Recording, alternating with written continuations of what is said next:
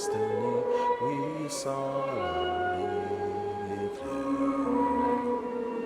Side by side we stand, eyes of the blue Caribbean Sea.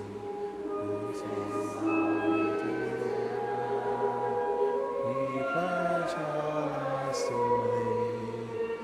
Every creed and race find an equal place, and may God bless our nation. Every creed and race an equal place, and may God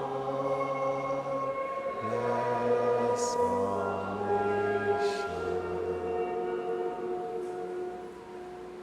Ladies and gentlemen, we ask that you remain standing for our opening prayer by Miss Cleopatra St. Rose King, Welfare Officer of the Laventille East Morva constituency.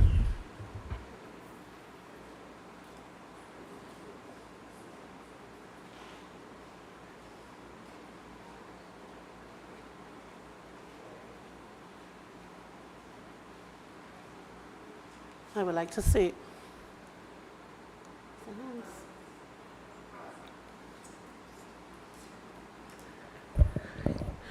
pleasant good night, everyone. Welcome to Laventille East Morva. Father Lord, we thank you. Father Lord, you know what we want to tell you this time on our Lord. Bind us together as a bundle of stick is not easily be broken. Put your hand in our business, Lord. Look at our political leader. Look at all the members today, Jesus. Look at Camille Robinson, Reggie's Father, Lord. Send down your Pentecostal blessings. You say where the twos and threes are gathered, you are in the midst. Bless us individually and bless us together, Lord. Father, Lord, put your hand in Trinidad and Tobago. You know, if we need you now. Put your hand in our business.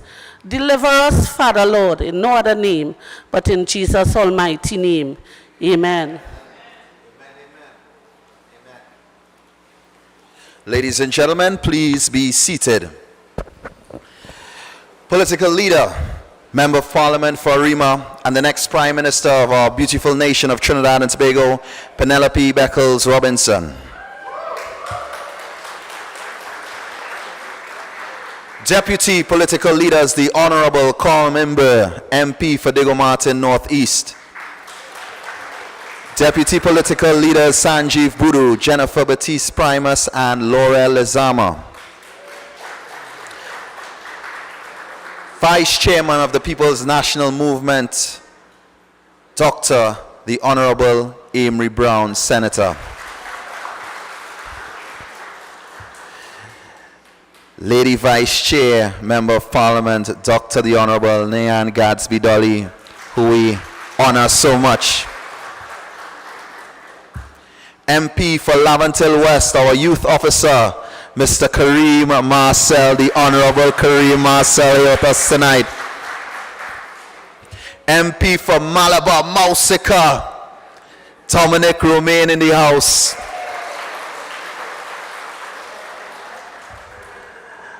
And Laventille East Morva, a man in whom you should be so proud, your Member of Parliament to the left of me in the Parliament, Christian Birchwood, the Honorable Gentleman. With us this evening, we also have Irene Hines, Operations Officer, and the entire Operations Committee working so hard each and every single time we gather. Youth League Chairman, Mr. Patrick Phillips, in the back of the room, making sure things get done the right way. Jeffrey Reyes, Chairman of the Laventille East Morva constituency and the constituency executive here. Let's get a round of applause for the constituency executive for many long years holding us down and holding us together. Alderman Richard Walcott, Chairman of the Sawa Laventille Regional Corporation, and other councillors and aldermen representing the corporation here with us this evening. And now, my PNM brothers and sisters that are proud to be from the great nation of Trinidad and Tobago, representing the red, white, and black. PNM people, let me hear you! My name is Hans Devines, Member of Parliament for Diego Martin West. I thank you so much for welcoming me once again, Laventille East Mover. Tonight is another occasion where we stand in defense of the people. We stand with the people and we say, independence must be commemorated. We must celebrate who we are as a people, Trinidad and Tobago, the red, white, and black. And that is why on Saturday, 30th of August, this Saturday, for the love of liberty,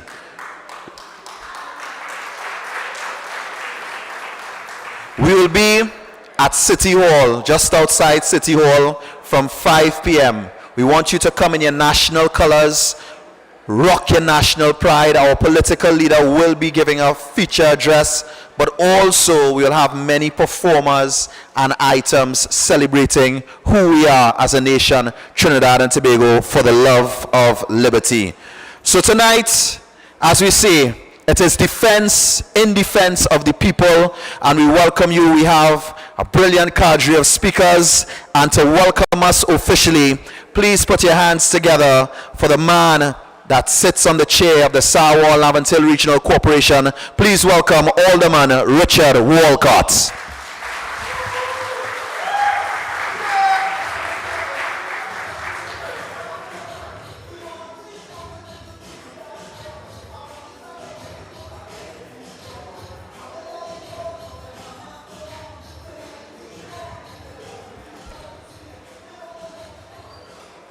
Vice Chairman of the People's National Movement,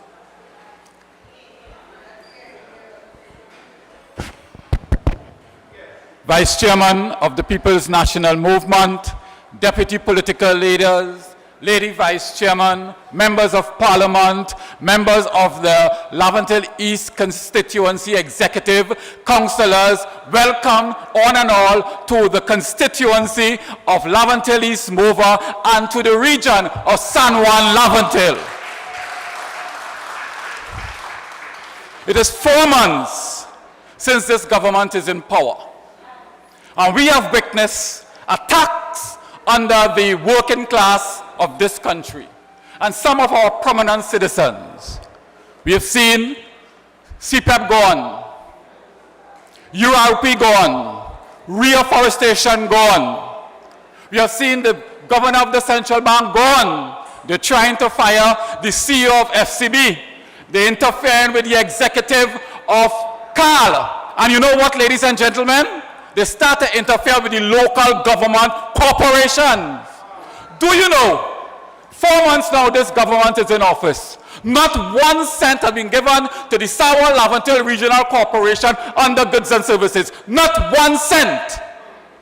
Today, ladies and gentlemen, our team, construction team, has no materials to do work. None. The schools in our region are writing to us, principals are writing to us on a daily basis asking for help in preparing the schools for the reopening of schools in the next week or so. We have to use our workers, our construction workers, to go into the schools to prepare the schools. The Ministry of Education is doing nothing to prepare those schools for the reopening. MTS is doing nothing to prepare the schools for reopening. So we are under attack, ladies and gentlemen, in Sarwar Laventille. No funds from this government. And you know what happened about 2 weeks ago? We received word that the Minister of Finance wants to know how much money we have in our unspent balance and account. You know, a number of regional corporations have some millions of dollars of unspent balances. Those are projects that was not completed and so forth. In Sarwar Laventille, we have a few million. But in order for us to spend that money, we have to bring in the auditors from the ministry. They will audit it. And the only person to sign off on spending that money is the Minister of Finance. We know our Minister of Finance under the People's National Movement used to sign off. So therefore, the corporations would have money to prepare, to do drains, to do a number of work in the region. We don't have that again. Today, the Minister of Finance suspended all usage of that money. We cannot use the unspent balances again. thank who don't know what he's doing. Or I say, you know what he's doing. Because he want to suffer the PNM Corporation. Sign off that no funding will be spent under the unspent balances that we have in the corporation. So the millions of dollars that we would have requested to do work, we cannot do it. So no construction work will be done, not only in Sawa Laventille, all the corporations. All the corporations. That was done this afternoon about 3 o'clock. We received that memorandum from the minister. Ladies and gentlemen, we are under attack in this country. And the only way to stop this attack is for us as PNM people to come together, support our political leader. Let's walk the length and breadth of Trinidad and Tobago. We need to take back our country from this wicked government, a government who is hell-bent on destroying us. So let's get together. This is no time to fight. This is no time to bicker. This is the time to save Trinidad and Tobago. We did it already. We can do it again. So let's come together, ladies and gentlemen. Let us in Laventille, East Mova, and in the region of Sawa Laventille work with our political leader, work with our party, and save our country from this wicked government led by a wicked Prime Minister. I thank you, and may God bless you.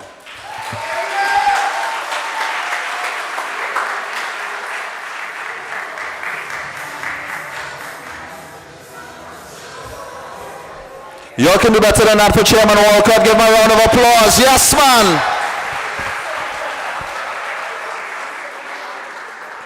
Ladies and gentlemen, we move right along. Our youth speaker for this evening came up through the Youth League and now stands firm in the Parliament to my right. We now welcome your Member of Parliament for Laventille West to represent. Please welcome the Honourable Kareem the Dream Marcelle.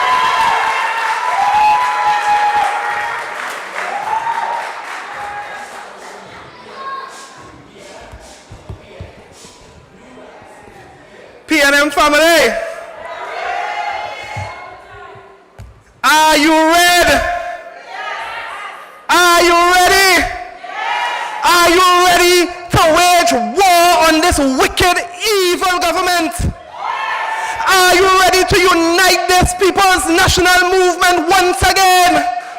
Are you ready to take back the corners of governance in Trinidad and Tobago? PNM warriors, stand by. PNM warriors, get your marching shoes ready, because soon we will put as the Prime Minister of the Republic of Trinidad and Tobago, Penelope Beckles-Robinson. And we welcome our political leader on her way. Allow me to recognize our deputy political leaders, our vice chairman, our general secretary, members of parliament, councillors, and my PNM family. I did a check on my phone recently, and I did a calculation. And today is a very special day, because today is 120 days since many of you who may be listening to me made one of the greatest errors and mistakes in our country's history, by trying to do the same thing and expecting a different result. Because we know the UNC track record. We know Kamla Prasad-Bissessa's track record. We know her minister's track records. And we know many of them who said that they had no part again with politics coming through the back door, and they are now chairmen of different boards, set there to do the very same thing that they did between 2010 to 2015. But today is 120 days since the last general election. And I pay very close attention to matters that touch and concern our nation's young people.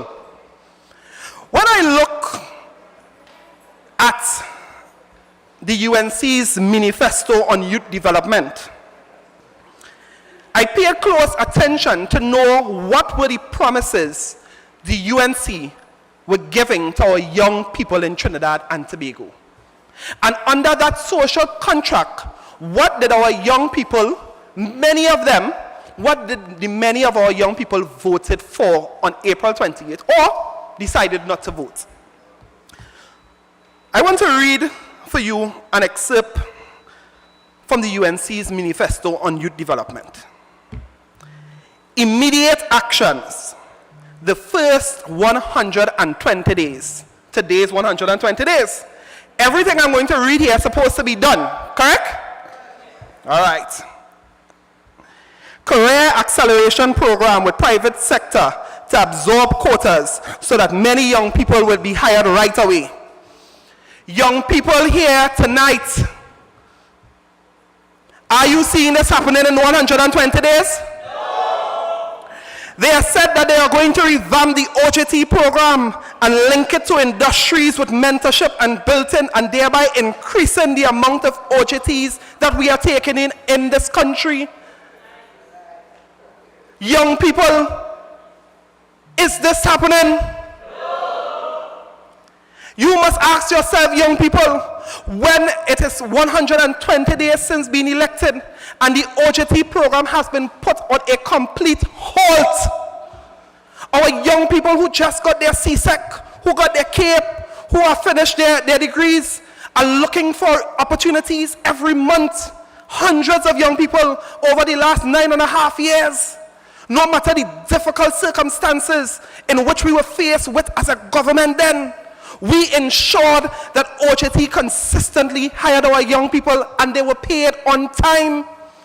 120 days later, brothers and sisters, and the OJT program has been on halt and has been underfunded. I go further. The third thing that they promised within 120 days, youth hiring quotas in ministries through a fair and transparent process. Young people, is this true? Are you getting hired in the ministries? Are you getting hired in the state entities? But I can ask you a question and I want you to listen it very carefully. Many of you who were employed through the different ministries, your contracts may have been for 3 months and 6 months, and next time around we would ensure as a new government that we will fix the issue of short-term employment, and we would work together to ensure that we provide more sustainable jobs for our young people. But I want to ask our young people who are working in these different ministries and these different state entities, who may have been on short-term contracts, and when it comes to the end they tell you thank you, go home and don't come back. I want to ask you, is it not true that you have lost your job within the 120 days? Yes. That is the UNC track record. So when they want to boast, and a lot of those hypocrites who were on the necks of Dr. Keith Rowley, and on the necks of Nyan Gadsby-Dolly, and on the neck of Foster Cummings, on the neck of then Minister of Finance, Minister Colm Imbert at the time, they were on our necks. And these armchair critics now have gone silent. But when they go silent, PNM family, I want to tell you, it is time for us to raise our voices. When they have neglected their duty, it is time for us to step forward and take responsibility for our nation. When they neglect and they stay silent, I want you to unite and rally your forces to know that whenever this election is called, whether it is a local government election, whether it is state chair elections, that the PNM will present a candidate on every seat, in every district, and we will be sure that when you go to that booth, that you will have a PNM candidate to vote for.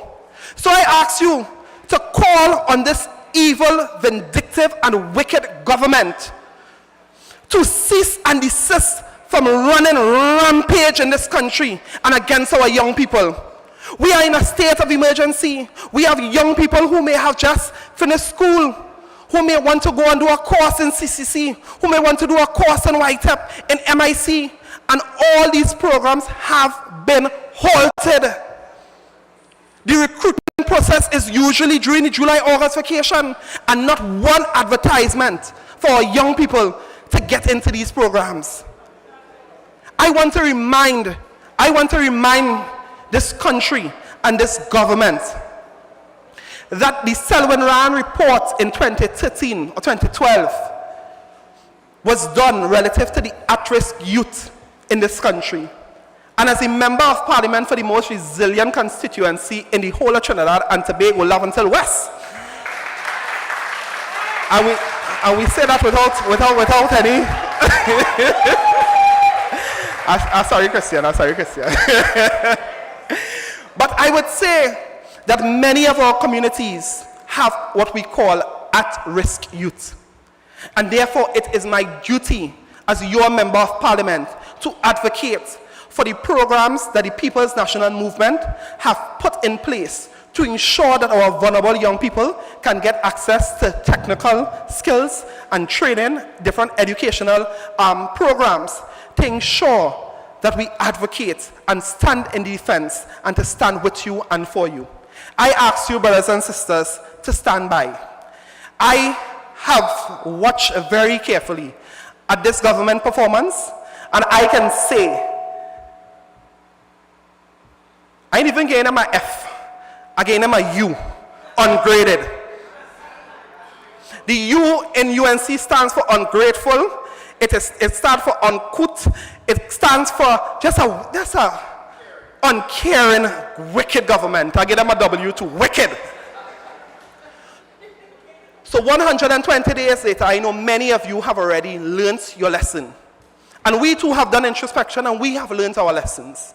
So I ask you, stand by.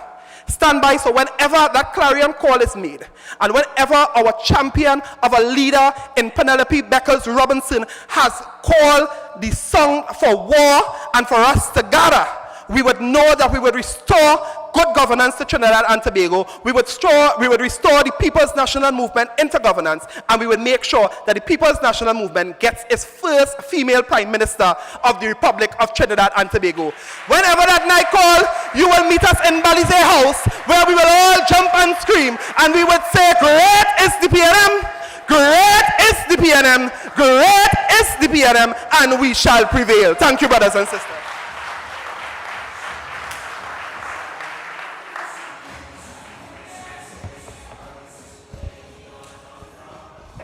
Want to acknowledge in our presence, Chairman of the People's National Movement, our Chief Whip, the Honorable Marvin Gonzalez, here with us. Also our Coordinator for Siparia, Dr. Natasha Mohammed, here with us, and a Senator, the Honorable Farai Hov Musaisai, as well. Thank you so much all for being here. Well, Laventille East Mover, our next speaker is an engineer, and one of PNM's fine examples to young people that success can be achieved in spite of whatever challenges you may face. He holds a Bachelor of Science in Mechanical Engineering from the University of Trinidad and Tobago and has tremendous experience in operations, coordination, national fuel distribution, and safety innovations within the oil and gas industry. His focus is on empowering constituents to unlock their potential and fostering new opportunities. Ladies and gentlemen, Laventille East Mover, please put your hands together for your Member of Parliament, the Honorable Christian Birchwood.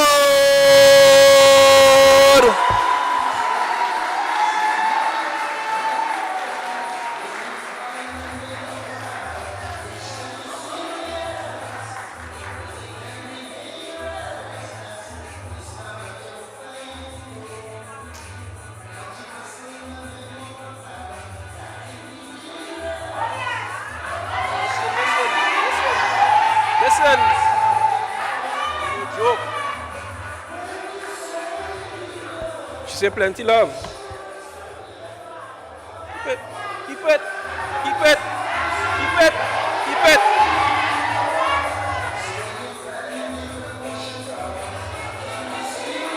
It could be dangerous. Laventille East Mover, we have to remind them, we must remind them, when you call on the name of the Father, make sure you know that is a serious thing. it can be dangerous. It is not a joke thing. Day of reflection and prayer, that is no joke to make. So we get it started. Allow me to acknowledge in her absence the political leader and the leader of the opposition, Mrs. Penelope Beckles-Robinson, the next Prime Minister of the Republic of Trinidad and Tobago. All members of our leadership team, members of our youth league, members of the media, members of our protective services in attendance, all specially invited guests, distinguished ladies and gentlemen of the PNM, good evening. You know, this evening is deeply emotional for me. It's a very profound moment, both as a son of Laventille East Mover and as a citizen of Trinidad and Tobago. At the start of this year, I fully committed myself to national and community service. And you, the people of this great constituency, the most resilient constituency of Trinidad and Tobago, Kareem, Laventille East Mover, I want to say thank you. Thank you. You gave me the mandate to carry your voices into the Parliament of Trinidad and Tobago, and for this I am eternally grateful. I am humbled, and I am honored. So once again, thank you. I can't help but say thank you. In me, you don't just have an MP, you have a servant leader. A servant leader, and I want you to remember that. I have walked each and every street of this constituency. I say it proudly. I have knocked on every door. I've spoken to every family available, and I will not stop. I will not stop. This is the commitment that I bring to you. To keep walking with you, keep fighting for you, and we must together change the narrative of Laventille East Mover. We must. Now, I personally came to each and every household asking for your vote before the 28th of April. And I am fully committed to returning to every household to say thank you. I ain't sending no truck around. I'm coming back. So in the first 100 days, I had to hit the ground running. You would have noticed your MP's office is open and fully staffed with people that are happy to serve with smiles. Every Thursday I meet with constituents for one-on-one consultations and just to hear what you feel or how you feel. We started walking the communities. We celebrated graduations. I've visited schools. I've supported sports. And I've stood with families in grief. Now, we are currently doing our best with our very limited resources to assist most of our vulnerable with back-to-school support. I've made representation for landslide victims, fire victims, for critical infrastructure issues in Caledonia 1, Mon Repose, 6th Avenue. That's just to name a few. I've taken these issues and I have raised them. And this is not just the beginning. With the help of some digital experts, my digital experts, the MP's office will soon be at your fingertips. Representation must come to you. Simple, direct, and accessible. So you all stay tuned for that. That is developing. This is what I want to bring to you. So my vision for Laventille East Mover is not just for 5 years. This is a long-term commitment I'm making. A vision of resilience, sustainability, transformation.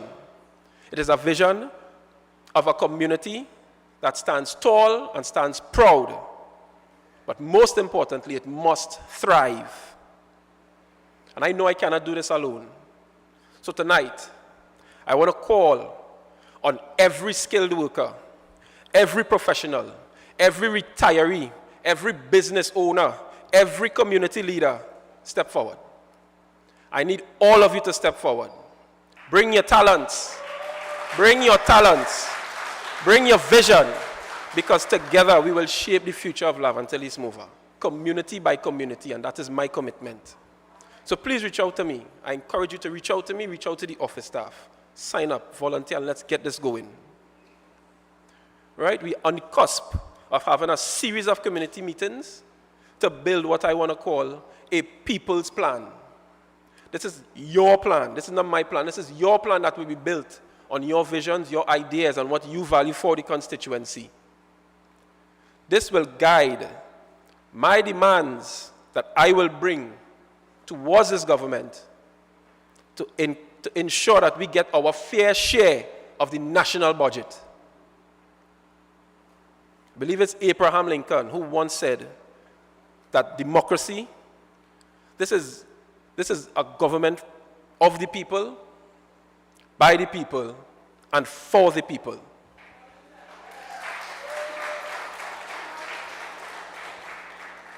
Now, with that being said, I want to ask a very important question here. Do you feel that this UNC government is for you? I do not think so. Not in the slightest, I don't think so. 100 days plus, well, 120 according to my brother from Laventille West. 120 days. No vision, no clear plan for the nation, no direction for the people, plenty glitz, plenty drama, plenty glamour, a lot of photos because we're in Hollywood now, but no pathways forward.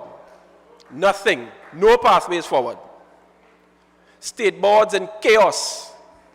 Appointments are slow, clumsy, and questionable because they will now sideline competency and diversity for political loyalty.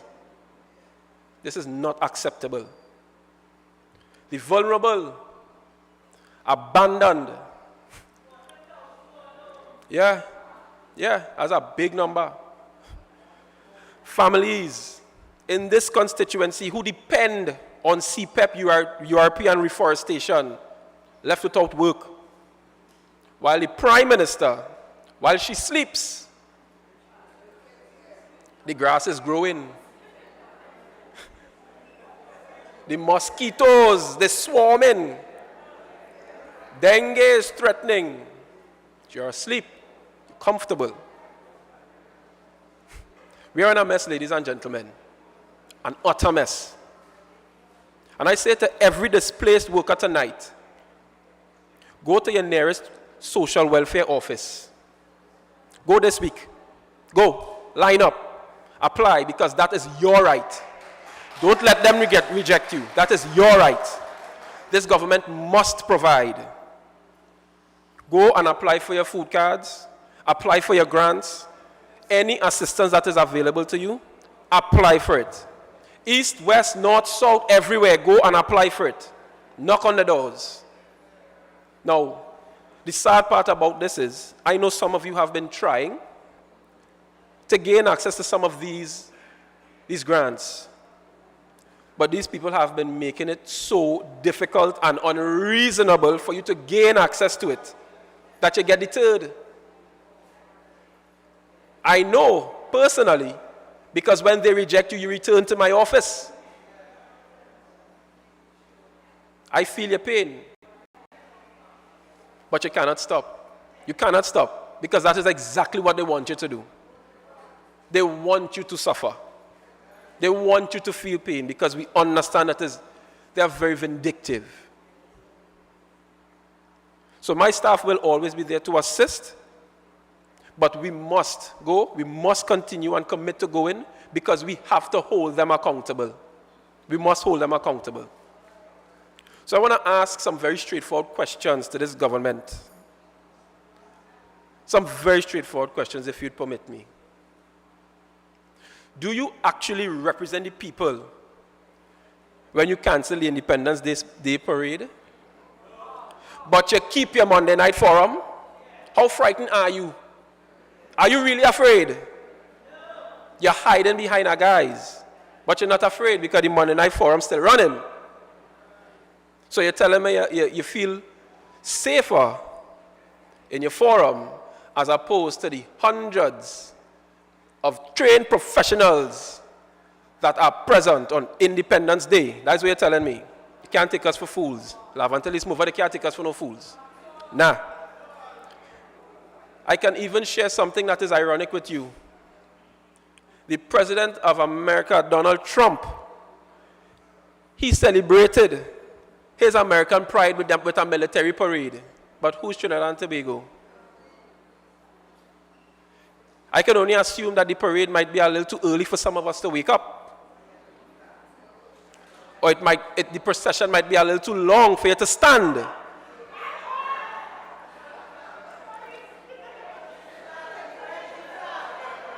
No, that's a real concern because that's not leadership. We need a strong leader. That is not leadership. That is not leadership in the slightest. That is feeble. I even heard one of these buffoons refer to the Independence Day parade as a PNM event.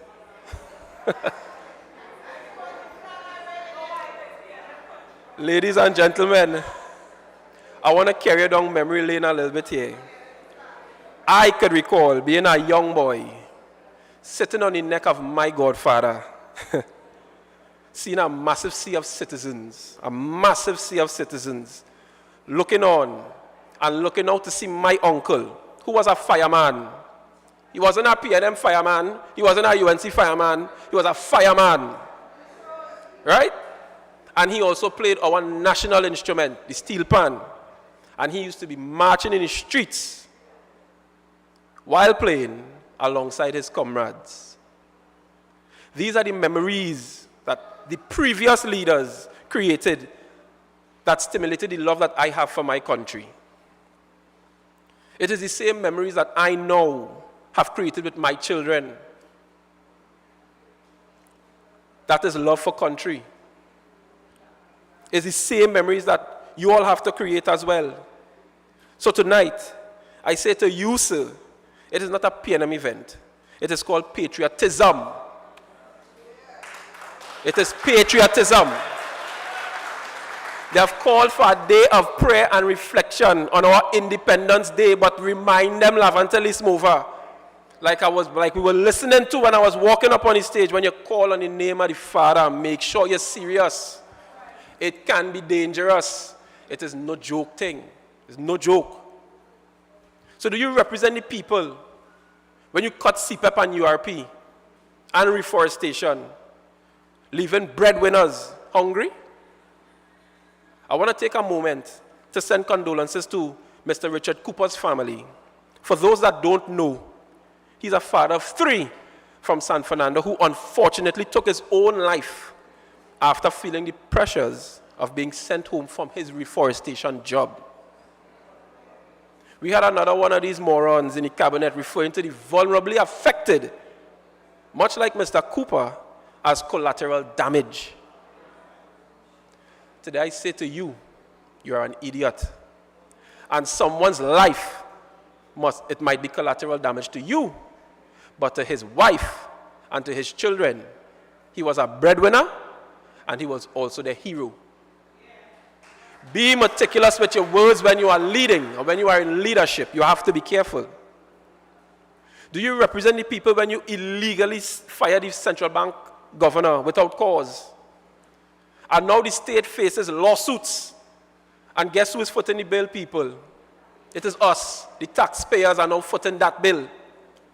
And hold on to your horses, because I can only assume that many more of these cases are to come. We are going to pay immensely as the days, weeks, and months and years go by.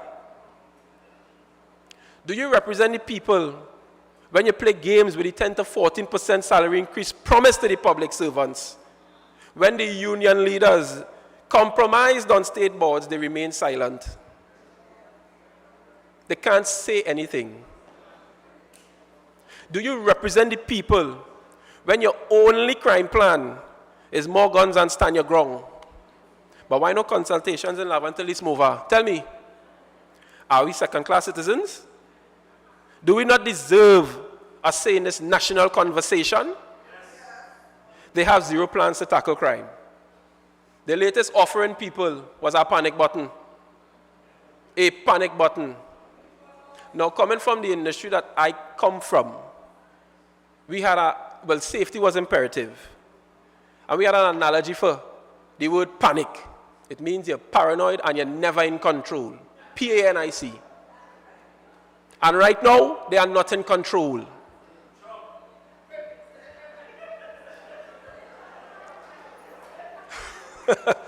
Ladies and gentlemen, for the past 120 days, I even witnessed the government laying claims to success in the oil and gas industry based on the successes of our both past prime ministers, one of which was our past Minister of Energy. They're laying claims to the work of Dr. Keith Rowley and Stuart Richard Young SC. All the deals that were skillfully negotiated and are on the table that we now going to reap from, they're laying claims to that. Brothers and sisters, fellow citizens of Trinidad and Tobago, weeping may endure for a night, but joy cometh in the morning. Don't worry. Don't worry. They may attempt to drag down Trinidad and Tobago, but they cannot and they will not drag down Laventille East Mova, because we are resilient, we are strong, and we are creative, proud. We are builders and defenders of this nation. So when I stand here proud to represent you, because together we will rise. Together we will elevate. Together a renewed PNM will transform this path forward. Laventille East Mova, we will not bow. We will not break. We will rise. Great is the PNM. Great is the PNM. Great is the PNM. And we shall prevail. Thank you.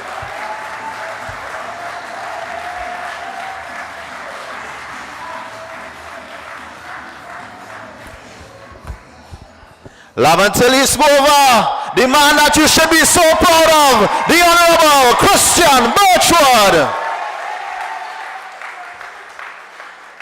Well, our next speaker, if I was to read the bio that they presented to me, we would be here all night.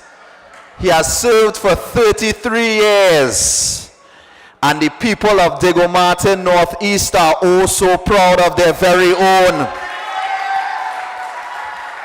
He has served in many capacities in the cabinet, and in the party he has served as deputy political leader as well as chairman, a man that stands as a mentor for us young members of parliament, a man that is an example for many. Please put your hands together for the Honorable Colm Imbert.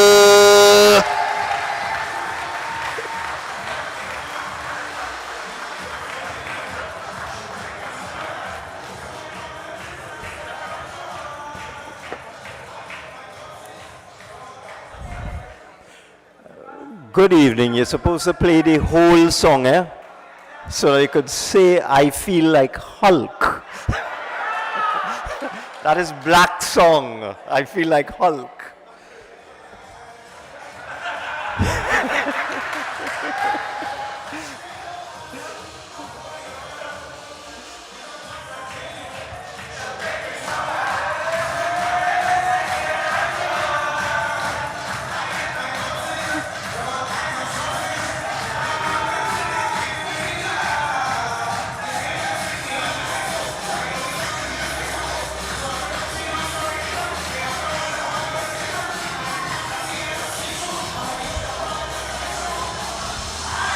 Like Hulk.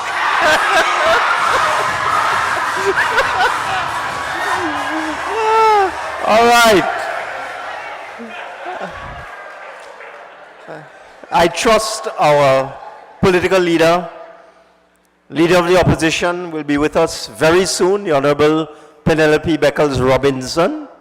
We have here our deputy political leaders, our chairman, our vice chairman, our lady vice chairman, our general secretary, our youthful MP for Laventille West, and our equally youthful MP, your MP for Laventille East Morval, and so many others. It's a pleasure to be here. But I'm going to be very peaceful and polite tonight. You know, I'm a very polite, diplomatic, quiet kind of fella. But I was listening to the chairman of Summer Laventille, Richard Walcott. I listened to Kareem. And I listened to Christian. And there's an underlying message inside all of this. They are not sending any money to the corporations. They are not paying salaries. Just a short while ago, last week, I believe, daily paid workers in the San Fernando Corporation were supposed to get paid. They didn't get paid. MTS workers not getting their proper payments. Workers in the regional health authorities not getting their money. And I will explain why all of this is going on in a little while. But you heard one of the speakers refer to the way they got rid of the governor of the central bank. And it's something very unusual going on in Trinidad and Tobago this round. Because we had a UNC government in 95 to 2001, 2010 to 2015, and they were bad. But not like this group. I have never seen this kind of behavior. Never. I took a look at the story about the dismissal of the governor of the central bank. Most amazing thing I ever see. According to his pre-action protocol letter, which he has sent to the government, where he's claiming $9.8 million for his wrongful dismissal, I just can't believe what I read. A PNM turncoat, now a UNC stooge, and I'm not afraid to call him that, because if you do it once, okay, you're stupid. If you do it twice, it's a habit. So, Minister Swarat Singh, it is said in this pre-action letter, went to see the governor of the central bank, Dr. Hilaire, and told him, resign, and we will pay you the balance of your contract. Dr. Hilaire said, look, I need to get advice on this, yes? So, according to this letter, he was told, here now, if you don't resign, we will fire you, you know. Well, of course, this is all kind of unbelievable because this is just happening in one afternoon. Eh? He starts to query it. A couple hours later, they just go to him and say, here, you're fired. Just like that. Same Swarat Singh. Look at what happened to the CEO of First Citizens Bank. And this is why I'm saying it's a habit. According to an article by a UNC sympathizer, Miss Anna Ramdas, in the Express, I'm not afraid to say that, UNC sympathizer. She wrote as follows on August 26. The Express understands that Darbesi was asked to resign, which prompted her to write several letters to Finance Minister Tanku and Minister of Planning Swarat Singh, including one on August 19th, proposing that she go on vacation leave for 2 weeks to facilitate the transition to the CEO designate, because they had already selected the person to replace her. She was due to retire in 2024. That is when she reached the age of 60, the normal age. But they told her, stay on until 2026. Give us 2 years. And during that period, you will groom your successor, and then you'll smoothly move out and he will move in. They tell her resign. She said, well, what is that? She said, well, I'll go and leave and then I'll come back and see what we're going to do. They say, no, resign. That's all in this article. Her letter where she said, look, I'd prefer to go and leave, and when I come back, I will deal with the transition. It was rejected. What happened after that? That is it. She gone. It's the same Swarat Singh, the same man who put into the papers that the lady resigned. She didn't resign, she retired. The lady had already reached retirement age. But they put a fake story in the papers saying she resigned, causing now the lady to come and say, correct the record. I never resigned. I retired because I had passed retirement age already. Same Swarat Singh. That's what I say. It's not a mistake. It's a habit. And I understand in every state enterprise, in every statutory authority, everybody is being pressured to resign. In ministries, people are coming to work, and as they arrive, they get a letter. Go now. And you have 1 hour to pack your belongings and leave the building, and then they're escorted out by security. That's what's happening in Trinidad and Tobago today. That's what I'm telling you.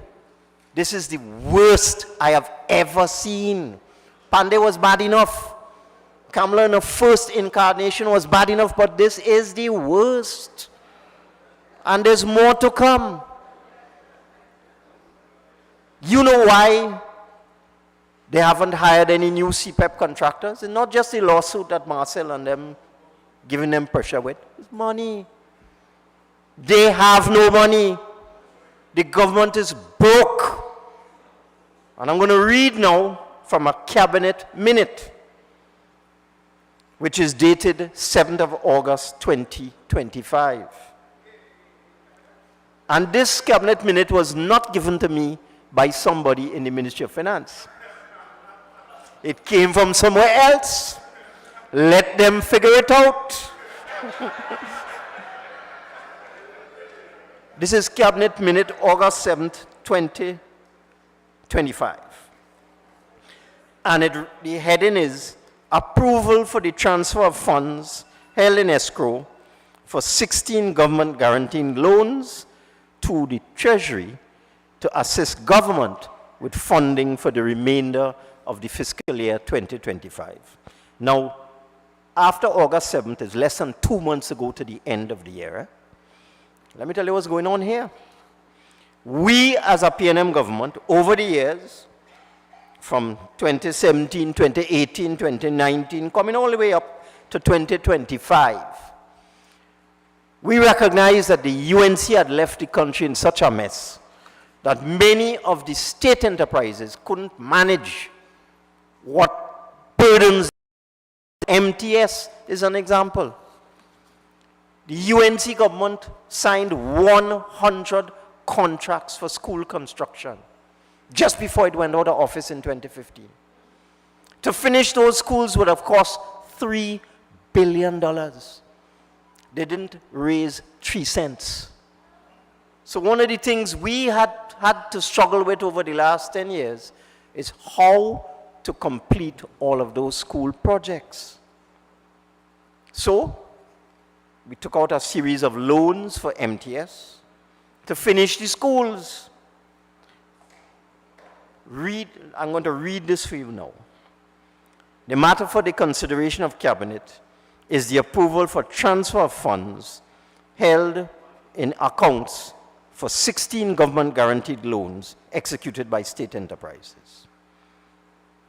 And it goes on to list all the loans. There's a loan of $200 million for the Rural Development Company, a loan of $500 million for the National Insurance Property Development Company. Now, the $200 million for rural development was to do a series of projects throughout Trinidad and Tobago. Box drain, retaining wall, landslip repair, footpath, critically needed projects in every community in Trinidad and Tobago. This money was raised, $200 million. Small projects, community projects. The NIPDEC loan for $500 million for the program for upgrading roads efficiency. That is all the road paving programs of the government. The MTS loans were to construct schools. There were a series of MTS loans. Then you had a loan for NEDCO, the National Entrepreneurship Development Company Limited, which was under the Honorable Foster Cummins. That was $50 million to implement and administer the micro and small business grant scheme, to start the Empowered Connect project, and for loans across NEDCO's branch network. Then you had a loan for Palo Seco Agricultural Enterprises, $200 million. You know what that was for? That was to build serviced building lots for former Petrochin workers in South Trinidad. Former Caroni workers got land. It was to give former Petrochin workers land. That's what that loan was all about. They had a loan for the Land Settlement Agency to build the Housing and Village Improvement Program. Some of you may be aware of this program. This was a very innovative PNM program where you take somebody who's living in a shack, in a board house, and you build a brand new concrete structure for them free of charge. A very innovative PNM program. There was a loan of $150 million for that. The Water and Sewage Authority always hand them out, owing contractors almost $1 billion. Can't buy materials. There was a loan of $350 million for WASA, plus inside of there, a loan to do critical pipeline and pump replacement projects. HTC, we had a loan of $200 million to deal with outstanding bills and to continue the HTC program to give people houses, affordable houses. All of these loans had a purpose. The purpose was to pay off bills owed to contractors, continue critical government programs, housing, road paving, school construction, school maintenance. That is what all these loans were for. Look at what these, I don't know what to call them. Christian call them a name. I don't know what to call them. Let me call them demons. How about that? Look at what they do. Since they came in on April 28, they freeze all the loans. So ACC still owes money to all its contractors. ACC still have thousands of unfinished houses all over the country. Roads still need paving and patching. Contractors still need to be paid. Schools still need to be completed and built and repaired. They cancel all. They didn't spend 1 cent out of those loans. So I am not surprised at what Richard Walcott said, that they have given no money to Corporation for Goods and Services because they're doing that across the board. No money for MTS, no money for HTC, no money for the Ministry of Works. That is what they've been doing. And check what they do with this money. Hear this. They take all those loans. All of those loans had a purpose. $1.3 billion in total. They take all and they put it in Tanku bank account. That's what this loan is all about. Listen to this. And nobody wants to lend them money. Based on current liquidity levels, the government of Trinidad and Tobago's ability to easily or readily access funds on the domestic market has been severely constrained. That is technical language for the banks and want to lend them no money.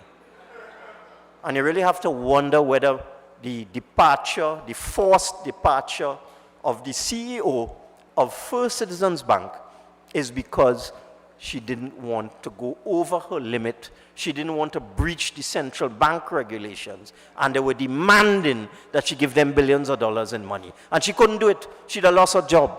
You have to wonder if they told her to resign because she didn't want to break the central bank regulations. You have to wonder. But what this note is saying is that they can't borrow money. The banks don't want to give them any money. So they take the whole $1.3 billion, all the loans for school construction, housing construction, road paving, they take all the money and they put it into the government bank account. You know what for? To deal with a critical shortfall of money for the remaining 2 months of the year. Now let me break this down for you. If the banks don't want to lend them any money, what causing that? Is it that the banks have no confidence in them? If you have all these financing arrangements for all these state enterprises that are critically needed, I told you WASA owes 900 million, almost $1 billion, to contractors for all the projects that WASA has done. How are they paying that? MTS owes hundreds of millions of dollars for school construction. How are they paying that? HTC owes hundreds of millions of dollars for housing construction. How are they paying that? They suck out all the money that the PNM government had made available to all these state enterprises to deal with all of these matters, and they put it in the bank account. You know what to do with? Just to try and pay salaries in August and September. I know this tells me the government is broke. The government has no money. So I am not surprised that they're not giving you money for goods and services. I am not surprised that they're not paying salaries, because I know they're incompetent. They don't know what they're doing. They don't have a clue. But they're not that stupid. It means, is this the arrival of Miss Beckles coming now? Let's hold on. Ladies and gentlemen, PNM people are together on our feet as we welcome our political leader, the first female political leader of the People's National Movement, our opposition leader, the next Prime Minister of Trinidad and Tobago, the member of Parliament from Rima, Penelope A, Beckles-Robinson.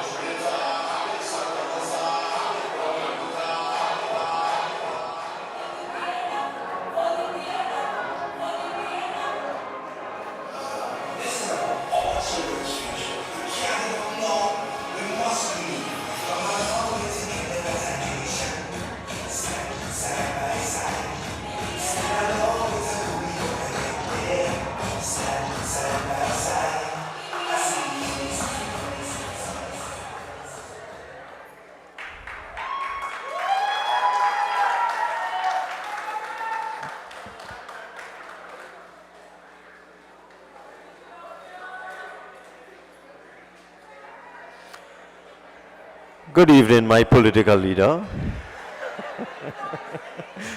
I'm going to start over.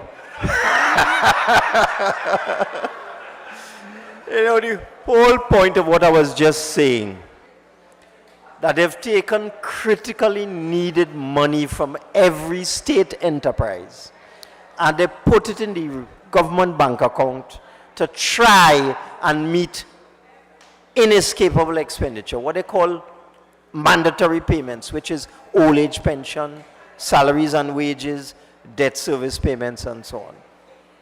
They just can't manage. You saw that TikTok going around, or the video going around with the old lady saying, "We give you the country to manage, well, manage it now." Well, they want to see that. But they can't. They can't. And you know, this is the fourth time I in opposition, eh? Fourth time. I went into opposition in 95. We went back in opposition in 2000. Well, after about 9 months, people couldn't take it no more. They mashed up the Pandey government and we came back in 2001, the famous 1818. Then we went back in 2010 for the third time. This is now the fourth time. And you know, we have a duty as PNM members to educate our people. Because I heard a story after election, well, people didn't understand what commune Because when they say, when UNC win, everybody win. There's a book called Animal Farm. And in that book, the pigs took over the farm and they threw the humans outside. And they said that they had 7 commandments. And the first commandment was, all animals are equal. And the second commandment was, 4 legs good, 2 legs bad. Well, by the time they finished with them, they changed the first commandment to, all animals are equal, but some animals are more equal than others. UNC do that in 1 week. When UNC win, everybody win. Well, all are we good? In 1 week, they change it up like how they changed the commandments in Animal Farm. All animals are equal, but some more equal than others. And you're seeing that. You're seeing that. They are only dealing with their own people. And with the second commandment, you know what happened to the pigs eventually? They started to walk on 2 legs. And when people look inside the farm, they couldn't tell the difference between the pigs and the humans that they threw outside. And that's what's happening in Trinidad and Tobago today. We're in a crazy place. We're in a bad place. Because the nonsense they're telling us, and they want us to believe it too. The foolishness that they talk every single day, and they expect us to believe it. But anyway, I was talking to one of my people after election. He said he went in the market. He's a farmer from Paramin. And he said, a man in the market say, you know what's wrong with all your PNM people? The PNM supporter. He said, we just vote you in to fix the mess that the former government did. And then only forget about the people, so we just change you back. And then the next one come in and mash it up again, we just vote you back in to fix the mess, and then only forget about we just vote you out and bring them back in, and then mash up the place again. It's 4 times this going on. We have to do 2 things. We have to educate our people, and we also have to do better. Because why do our people feel that we forget about them? Why? And you know, people suffered through the UNC 2010 to 2015. They feel real pain, you know, and yet they come back and vote them again, and well, this time it's not pain. This time it's bloodshed. It's bloodshed. So, I want you to understand what's going on. There are many things happening. The PNM has been sent into opposition 4 times. We have reinvented ourselves, rebuilt ourselves, come back stronger, and come back into government every single time. And we will. The next 5 years are going to be painful. This actually reminds me of the 1986 to 1991 period, when the NAR came in and they didn't have a clue. They didn't know what to do. They tried to cut public servant salary, they take away COLA, they stop Jude, all kind of thing they do. And they were destroyed in the 1991 election. They went from 33 to 2.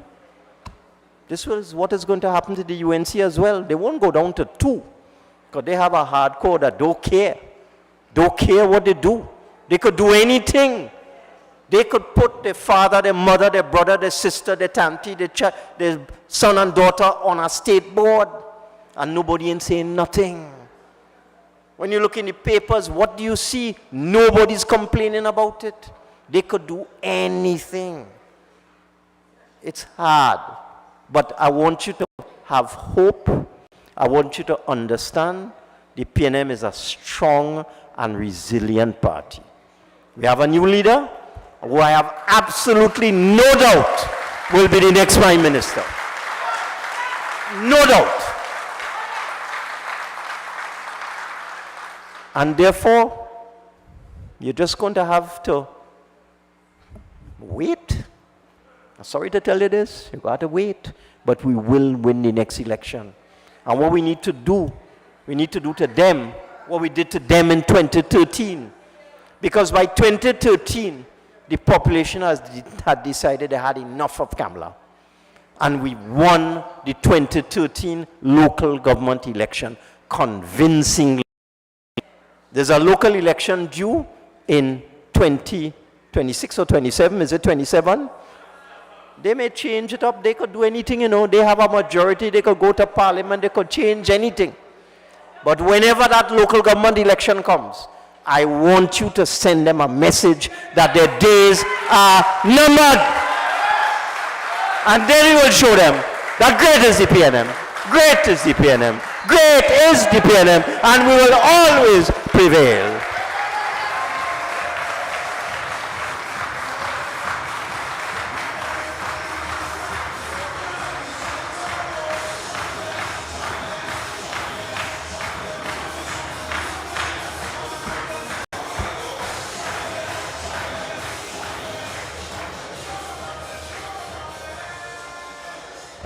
Ladies and gentlemen, please put your hands together for the man that will always pay salaries on time, even during our pandemic.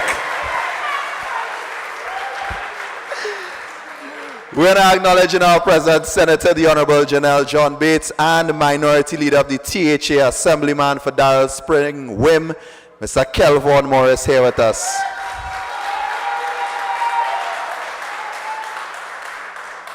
Also, we want to remind you all, we must send a message. It must be clear on Saturday. It is our eve of independence. Independence Day, Trinidad and Tobago. It must be commemorated. It must be celebrated. On Saturday, for the love of liberty, join us at City Hall. We're there from 5 p.m. to 8 p.m.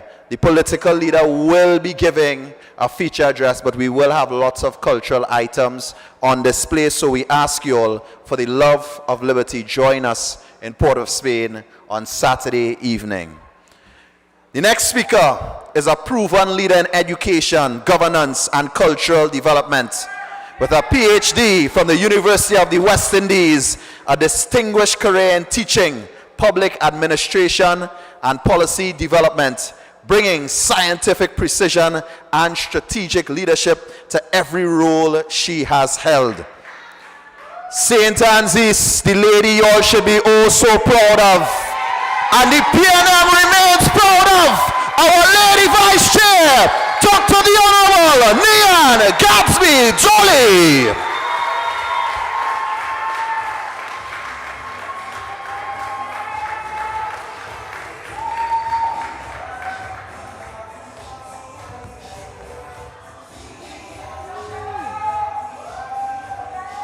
Laventille Smova?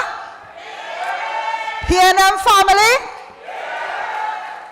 It is a pleasure to be here with you, political leader, General Secretary, Chairman of the People's National Movement, Deputy Political Leaders, Members of Parliament, Coordinators, Councillors, Alderman Richard Walcott, Chairman of the San Juan Laventille Regional Corporation, the entire PNM family that is here with us, and those who are viewing online.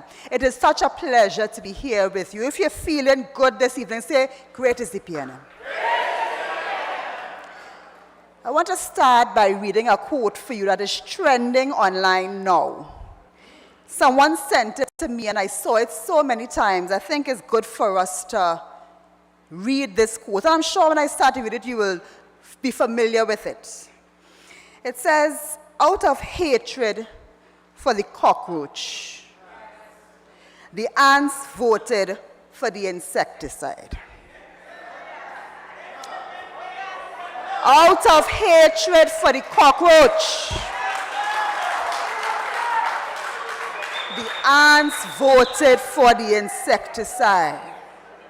They all died, big on in the tail, including the housefly that didn't even vote.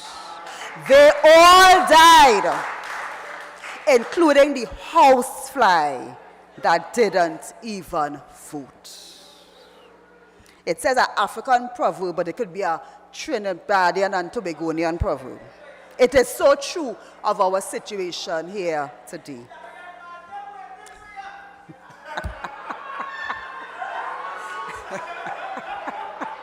Oh, they have jokes, eh? PNM people have jokes today. People of Mova Laventille, people of Trinidad and Tobago, Our nation's children are facing an impending crisis. And I want to call it out tonight. And I want to call on the Ministry of Education and the Minister of Education and let him know, the Honorable Dr. Dowlath, that he has a responsibility to this nation as the Minister of Education to deal with the crisis that is facing our children. In 2020, he might try.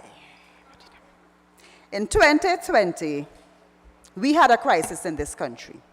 It was a global crisis. I want to remind us and take our minds back to that time. A difficult time. I remember sitting in the Parliament and hearing the Prime Minister at that time, Dr. Keith Rowley, say that we were going to close schools. It was supposed to be for a month in the first instance. Remember that? Schools closed for 2 years in this country. And that was the COVID-19 pandemic. That was a crisis in this country.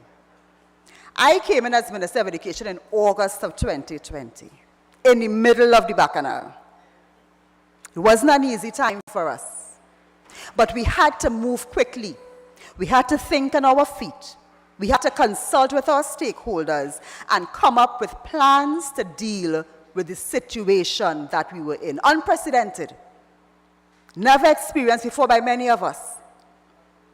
And we had to deal with that. I want to remind you, we had to find devices for our children. Remember that? We had the Adopt a School program. We had to find devices immediately because in no government process can you just go out and buy something like laptops by the parlor. So it would have taken the government some time to get the laptops that we needed. We asked the private sector to donate, and they donated over 40,000 devices. Let us give them a round of applause, the private sector. Because it was a crisis.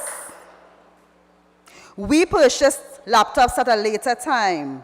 Do you remember at that time, members of parliament who were operating at that time, the hampers that we used to get, the goods we used to get to help our population? Why? Because it was a crisis. At that time, the country stood still, but the needs of the most vulnerable were always paramount for the government, the PNM government.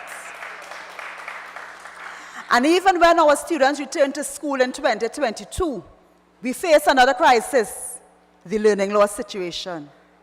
In 2022, we had the lowest grades that we have had for some time because we had children home, children who, even though they had devices, were not accustomed learning online. We had teachers learning to teach online even while they were teaching. A lot was going on globally. And we had to put things in place to help because it was a crisis. We had the vacation revision program. We had the remedial education program where we hired social workers, guidance counselors to help our children to re-socialize, to come back to school. We had the restorative justice because our children were now getting accustomed being out of their houses around other children. We had after-school tuition in our primary schools, 8A primary schools. We had a bookless freeze since that time because we knew parents couldn't afford this cycle of buying new books every year, and every year we froze the book list since then. And in 2024, as continuing on that trend, we introduced the book grants. So I'm telling you all of the things that the government did through the Ministry of Education, the PNM government, to respond to a crisis that we did not cause, a crisis that we could not predict, but that happened in Trinidad and Tobago, and we had to respond and respond quickly. I was appointed Minister of Education in August of 2020. By September 2020, we had the Adopt a School program, and devices were flowing through the Ministry of Education into our schools. 1 month. In June 2022, when we saw the results dip so low for the SEA, by July, we had the vacation revision program implemented. So I'm saying to you that in a crisis that we did not cause but had to respond to as a responsible government, how quickly and how agile the ministry had to move. A ministry had over 20,000 workers, a big ministry. And that's how the PNM did it. But we have a crisis today. We have a crisis, a self-imposed crisis. Over 40,000 workers were sent home by the UNC just over 2 months ago. And I want us to put it into context. When Caroni Limited closed, 9,000 workers were sent home. They received compensation. We know that. When Petrotrin closed, 5,000 workers or so were sent home in the restructuring exercise. Many of them came back into the new company, but they received compensation. So I'm telling you those numbers so you understand the scale of what happened over 2 months ago when 40,000 people were sent home without warning, without, of course, if you didn't have warning, far less for compensation or anything like that. So I want you to keep those numbers in your mind to understand the scale of what we are speaking about. If even half of those workers had 2 children in school, that is 40,000 children. Let that sink in. That is quarter of the population of school children in Trinidad and Tobago. I'm repeating it for you. 40,000 of our most vulnerable people sent home. If half of them had just 2 children in the school system, that is 40,000 children, a quarter of the children going to school now, who would be affected by this action?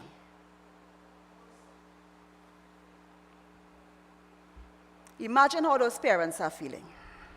And we saw what happened, the sad, sad example of what could happen when mental stress takes you, anxiety, frustration. I'm a member of parliament. I saw people today who have no idea how they are going to afford books for their children. But it's not just books. It's not just books. It's rent. It's food. It's transportation. It's uniform. And as much as you can try to do as a member of parliament, you can't meet all of that need. And I want us to think about the children, the 40,000 children who are living in homes with parents who are facing that reality. If a natural disaster had hit any part of Trinidad and Tobago, and 40,000 persons were affected, think about it. No government would ignore that. No government. If flooding, a hurricane passed over a particular part of Trinidad and Tobago and affected 40,000 people, that's 2 constituencies. No government would ignore that. They would start to speak about what grants we could give. They would start to look at how we could help rebuild. And if schools are open as it is now, they would be looking to see how we could help the parents send their children to school. Am I wrong? Any government would have done that. If a natural disaster had hit 40,000 people. But in our case, the unnatural disaster is who? The UNC. The unnatural disaster is the UNC. Hurricane UNC. And in this, you know, anytime a hurricane comes around, we say, God is a Trini. It will pass us. This one gave us a direct hit, affecting 40,000 people and their children. The UNC gave no thought to what their action would do to these families. because 2 months has passed. And I just told you, when we had a crisis that we could not predict, within a month, we were able to do things to help because, you see, we cared. And we knew that we wanted to help our citizens because we were the government. And that's what a PNM government does. But over 2 months has passed. What have you heard from the Minister of Education on this matter? Not a word. Not a word recognizing that there are as much as 40,000 children out there who are going to be going through this hell of not having what it takes to even get prepared for school, far less to get to school every day. Not a word. No plan. No preparation. Because they simply do not care. We can't sit by as the PNM and see this happen.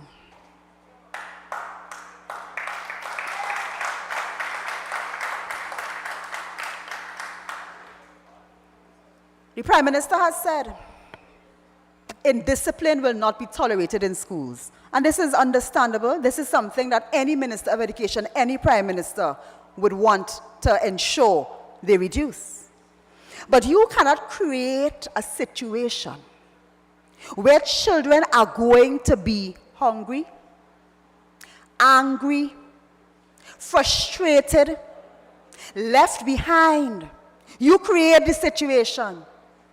And then you say that the effects of this you will not tolerate.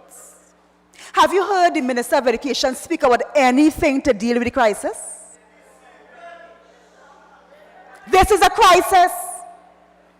Because if children drop out, we are talking about 40,000 children. If children don't have money to go to school, what is their prospect for success? If they drop out of the system, what happens in a year, in 2 years, in 3 years?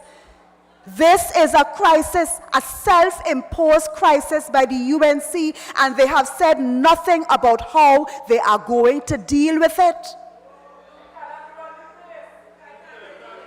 And I am very concerned. And all of us should be very concerned. Because we are 3 years past COVID and the experience of COVID, and we are still feeling the effects. I can tell you, I am a parent, and I know that my children are still feeling the effects of that. So what's going to happen in a couple years to this cohort of children who are going through this right now and whose parents have no prospects and no hope and are vulnerable and are unseen by a government who refuses to acknowledge the consequences of their callous actions?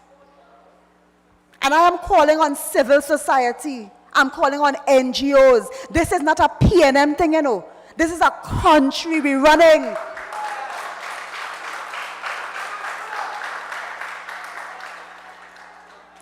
I want to tell Kamla Prasad-Bissessar the tears of these parents. The tears of these parents for the welfare of their children are going to fall on your head, Kamla Prasad-Bissessar. I want to call on the Minister of Education to account to the population. I have good information that no matter how the media tries to get him, they cannot get him to answer a question. When I was there though, when you are called to serve, you are called to account. Hiding is not an option. Silence is not an option. You have to account to the population that put you there to work for them. The Ministry of Education and the Minister must address this crisis. They must acknowledge that they have created a crisis for the children of this country, and they must tell us their plans to deal with the crisis. They must tell us how they are going to help the most vulnerable children who are exposed now because their parents are unable to give them the basics to complete their education. This crisis is all of our problem. And I call on all of us to speak up in defense of our children. It's not a PNM thing, it is a country thing. If 40,000 children fall out of the system, who is going to work in our professional spaces? Who is going to be there? And how are households going to escape the vicious cycle of poverty if they don't have a chance? You know they say if you don't have a ticket, you don't have a chance. Education is the ticket. So when you attack education, when you attack our children in this way, you are really resigning a whole generation to failure. And we must recognize this as a crisis, and we must stand up in defense of it. I want to tell those who feel hopeless as I close tonight, I want to tell you to take courage. Because when we look at the wickedness perpetrated upon members of this society at all levels, sometimes you could feel hopeless. And you feel as though we have 5 years more to take this. But take courage. The PNM is here.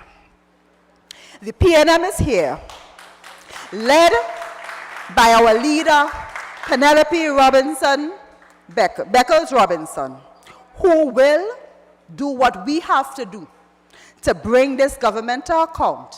And in 5 years or less, the PNM will return to the governance of this country. Great is the PNM, and we shall prevail.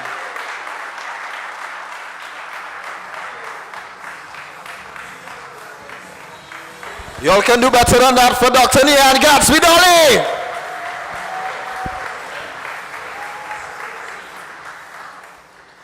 It is not just a PNM thing, it is about country. And that is what you get with the People's National Movement. We care about Trinidad and Tobago. Our independence must be celebrated, and we urge you all to join us on Saturday for the love of liberty. Ladies and gentlemen, every time the People's National Movement comes into the communities, we embrace the people of the community, and we embrace the young, cultural, future icons of our country that come from the community. Laventille East Mover, please welcome your very own and put your hands together for Anaya Matthews.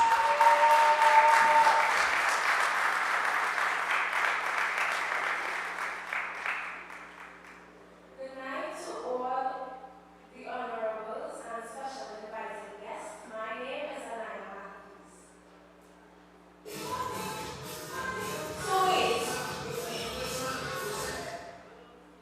So wait, what you trying to tell me in this modern time of 2025 is still have racism going on in this country?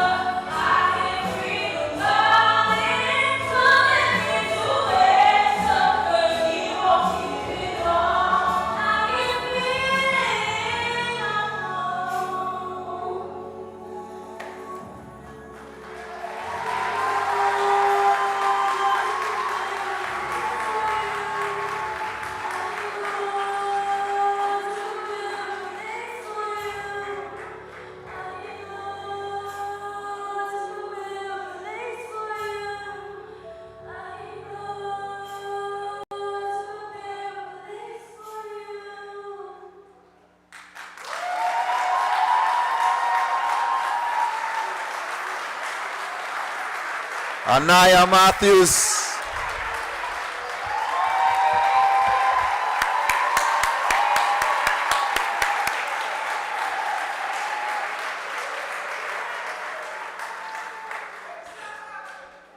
Yes, amazing. Truly amazing, ladies and gentlemen.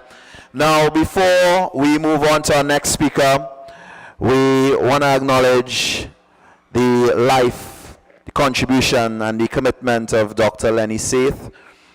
For on his passing, we want to have a moment of silence. So we ask that everyone please stand for a moment of silence in honor and respect for the life of Dr. Lenny Seith.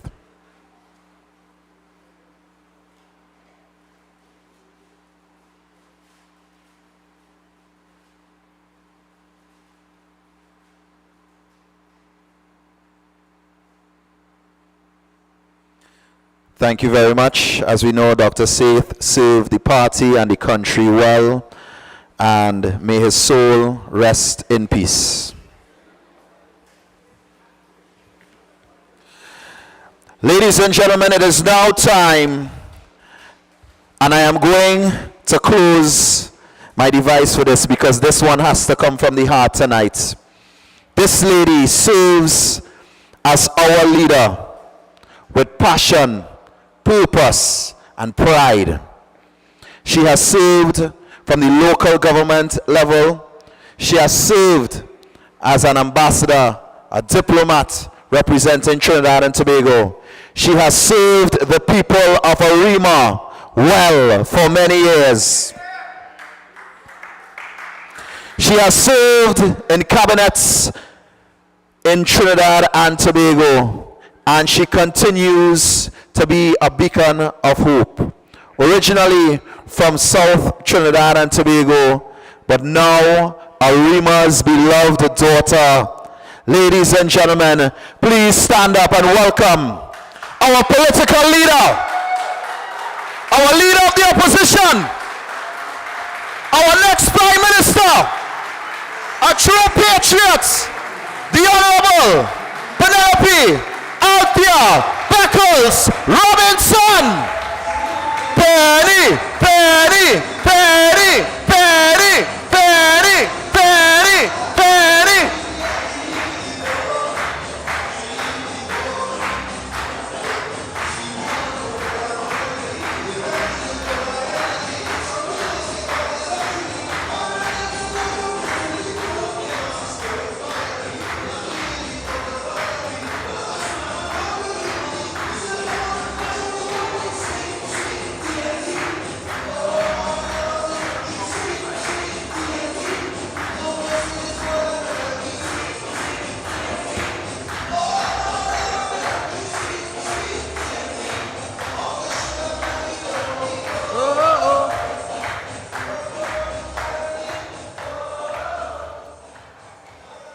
Woo!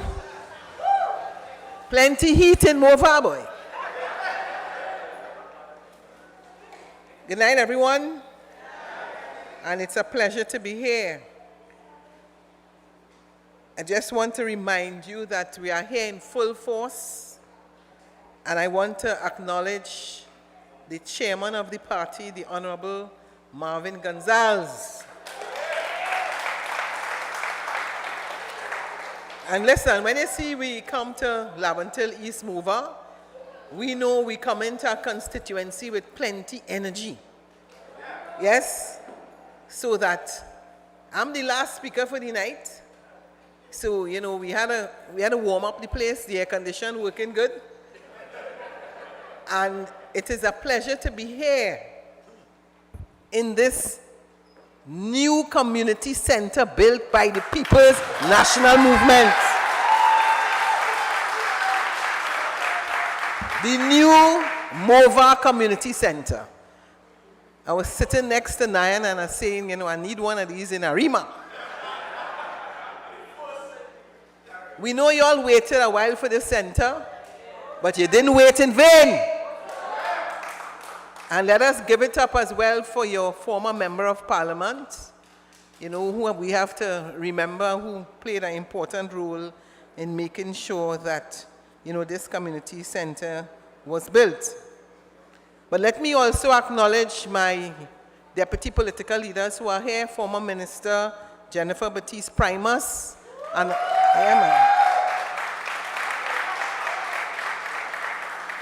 and the youngest ever deputy political leader, Mr. Sanjeev Boodoo.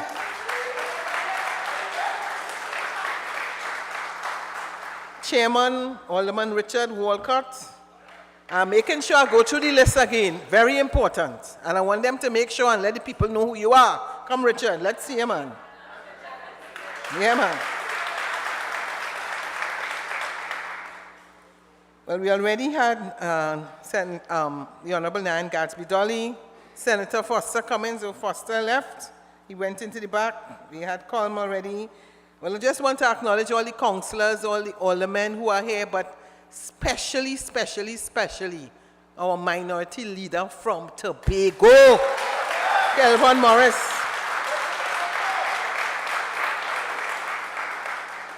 And, coming all the way right next door to me from Malabar, Mausika, Member of Parliament, Dominic Romaine. He was walking with me. Senator Amory Brown, who is here. So, and let me just say, because I don't want to go through the whole list, but PNM Posse! Good, let them know that you all are alive and well. Now, let me just say that, we walked Coconut Drive, Cosmos Drive, and I want to take this opportunity to thank the residents for your warmth. We thank you for coming out and saying hello to us. And I want to just say that you have a wonderful, magnificent, energetic Member of Parliament, Mr. Christian Birchwood.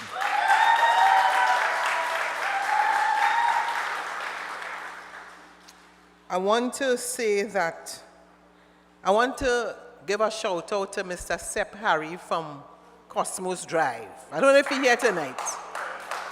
But what was important today as I walked together with your Member of Parliament, Senator Brown walked, Member of Parliament Marvin Gonzalez walked, Member of Parliament Dominic Romaine walked, Member of Parliament Kareem Marcelle walked, your MP and myself.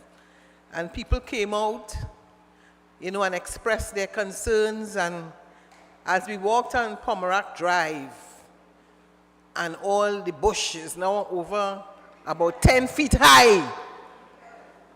And some of the residents say, Ms. Beckles, if CPEP was here, all the bush that, almost in the road, that would never happen. And I want to say to the constituents of Laventille East Mover, to thank you for the support you have given to the People's National Movement over the years. Come, big up yourself.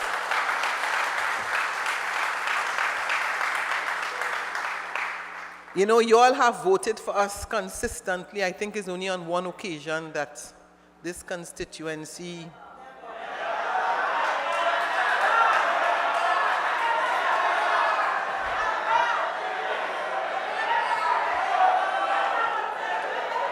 I'm happy to know all you are awake.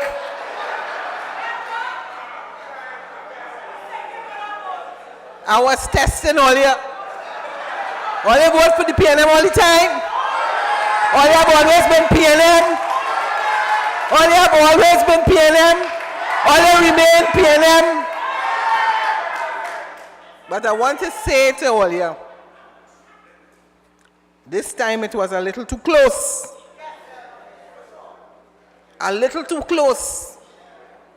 Because as I walked some of the streets, I remember talking to the MP, and he said to me, certain streets when he walked, it only had yellow flags. But in about a month after election, all they pull it down. And all they better keep it down.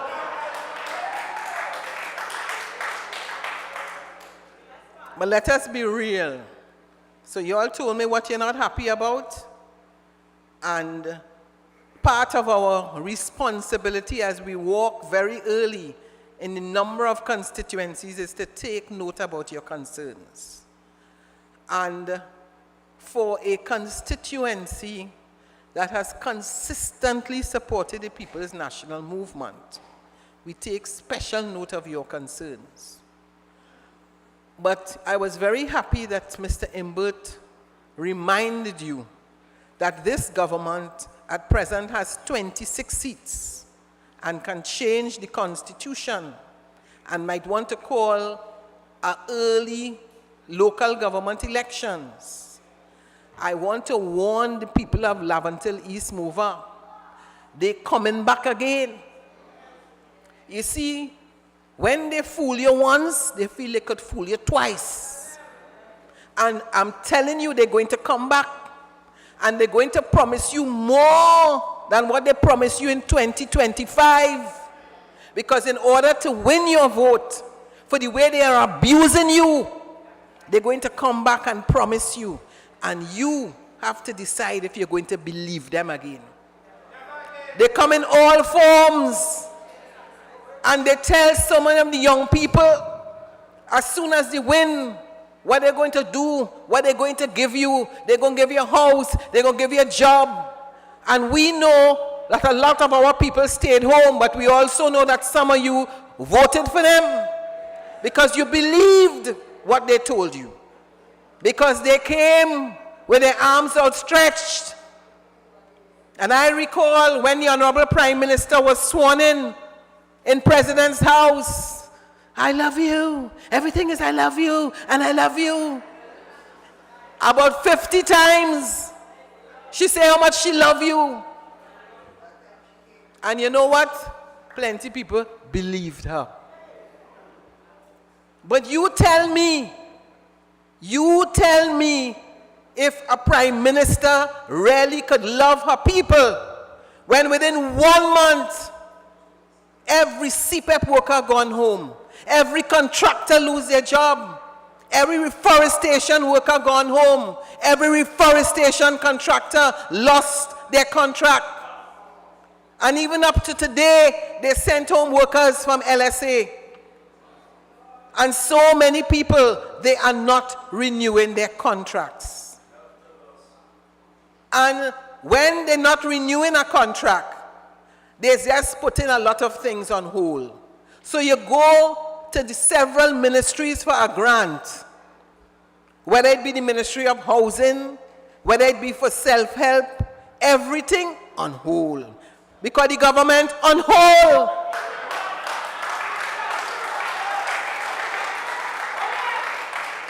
And you have to ask yourself, if is that what you vote for? So they come into the office, book grant on hold. If you go for HIG, it's on hold.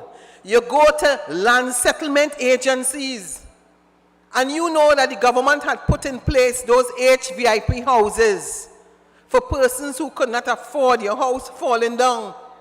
Under the People's National Movement, they're building a house for you, they're wiring it, and doing plumbing. You could walk into a 2-bedroom house. They put it on hold. They put it on hold, you know. They're stopping all the programs that were started by the People's National Movement. No different to the youth camps that they closed down. And here you have sitting our former Minister of Youth, all the youth camps that they closed down, the People's National Movement was spending millions of dollars to reopen the youth camps so all you young people could go and benefit. And then they tell you, I love you. Huh? I am warning, abusive relationship. I am warning you, you have a choice. You have a choice. Some people say you have to wait until 2030. I tell you, they're gone before 2030.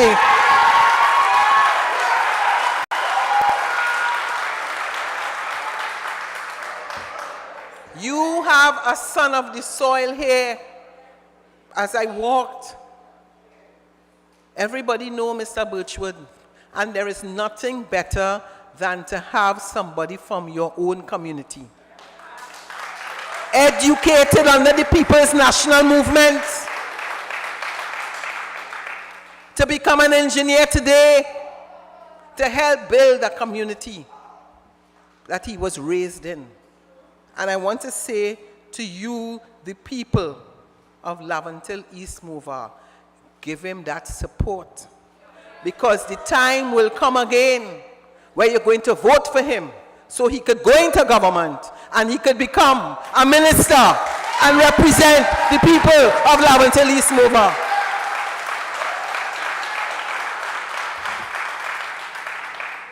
You see, you have to decide at the end of the day, when we are voting for people and you're voting for leaders, you don't want a leader who all of a sudden, once she has become the prime minister, you can't see her again. When last will you see Kamala in front of the press? When last? We want to tell the prime minister, we want to see you addressing the nation. We want to see you in front of the media. You have to stop only selling WhatsApp message and media releases. Some of them generated by ChatGPT. It's very easy to do. They want to ask me yesterday. They are asking me that Kamala put out a release 6 o'clock. And they're trying to tell me Monday I take too late to respond. I'm not in the UNC, I'm in the PNM. I decide when I respond.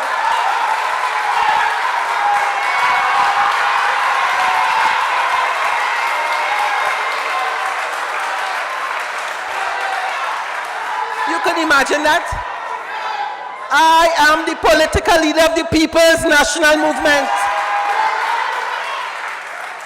A party celebrating 70 years next year.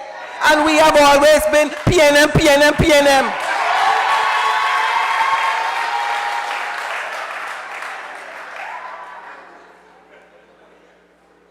They will not dictate what the PNM does. The fact of the matter, you can't be the prime minister and you're hiding. You can't be the prime minister and we can't find you. You can't be chairing the National Security Council and like you know what's going on.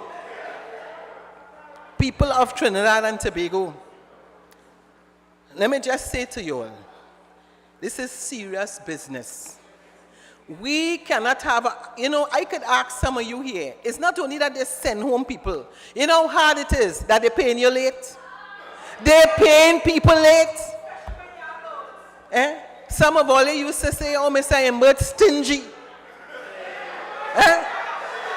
Some of you didn't like him. But right now, all you love him. All you wish he was the Minister of Finance. All now, all you want back Imbert. All you want back Imbert, pop your hand.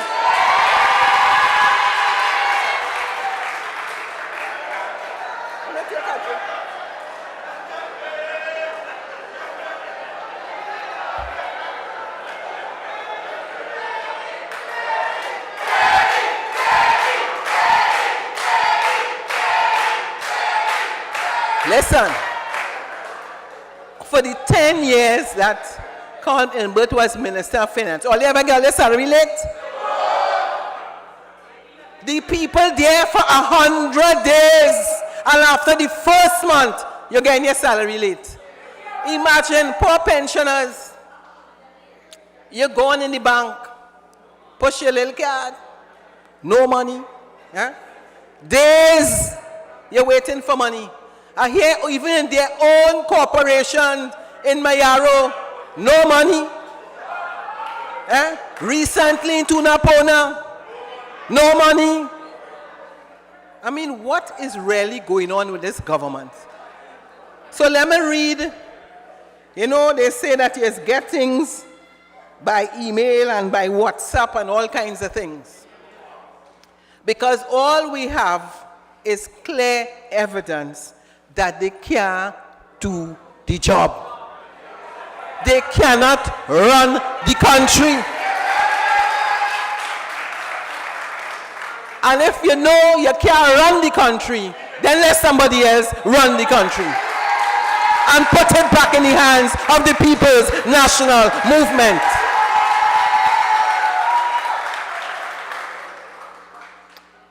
So let me just read for you, and I make sure I get my advice first from the Minister of Finance.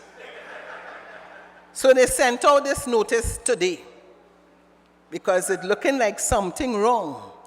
They can't check, they ain't sure how much money they have, and anybody that have money, they want it. So they watch out, eh? Minister of Finance circular, and it is from the Ministry of Finance. All chairmen, chief executive officers, presidents, general manager, corporate secretaries, company secretaries of state enterprises and statutory bodies, and permanent secretaries. Submission of information on cash and cash equivalents held by state entities. Listen carefully here. The Minister of Finance has responsibility for management of government fiscal policies, including the monitoring of the financial health of state agencies. As a consequence, prudent management of state resources requires that information on the quantum of financial products held by state agencies, particularly as they form part of the asset base of the state, is made available on a timely basis. All state agencies are therefore requested to submit to the Ministry of Finance information pertaining to cash and cash equivalents held in their accounts as of July 31st, 2025, in the format as is attached by the appendix. Subsequently, this information is to be submitted on a monthly basis by the end of the first week after the month being reported on. Simply, they want to know how much money all of these agencies have. And you know what that means?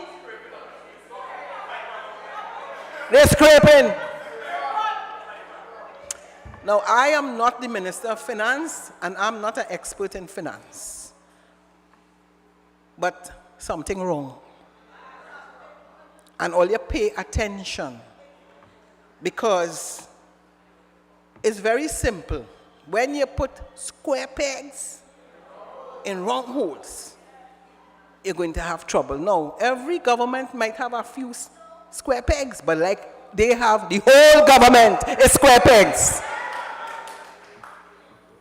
So pay a very close attention to what is going on. So let me there are a few issues that I want to just raise. And one of the most popular ones, of course, has to do with what is going on right now in relation to the Venezuela issue.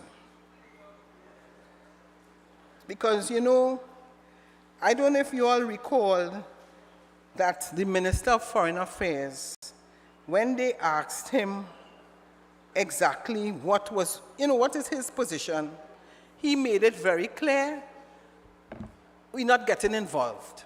You all remember that? Yes. We're not getting involved in Venezuela and US. That is in the morning. In the evening, the Prime Minister said that basically America can come in. Full support to come in. Now, I'm putting it in simple language. Now, are they in the same cabinet? You think they're in the same cabinet? They can be in the same cabinet. Either that or they're not having cabinet meetings. When last they had a cabinet press conference? And the reason why we need to pay attention as a country is because a matter as significant as Venezuela, Trinidad and Tobago, United States, where you're talking about sovereignty. And we need to understand that we have always maintained a position of sovereignty of countries. So if you have a Minister of Foreign Affairs and you know that you hear these ships are coming down to the Caribbean, you would think that you call your meeting early. I mean, you give instructions early, but you wait until your minister say, we staying out, and then after you speak. Same thing for the SOE. About 5 of them speak. Sturge speak. Alexander speak. Who again? The AG speak. The Prime Minister speak. The Commissioner speak. And everybody give a different story as to why it is you have the SOE and why it is we cannot have our Independence Parade. And she tell me, I dare you, have your Independence Parade. I am not the Prime Minister of Trinidad and Tobago, but when I am the Prime Minister of Trinidad and Tobago, we will get back to Independence Parade.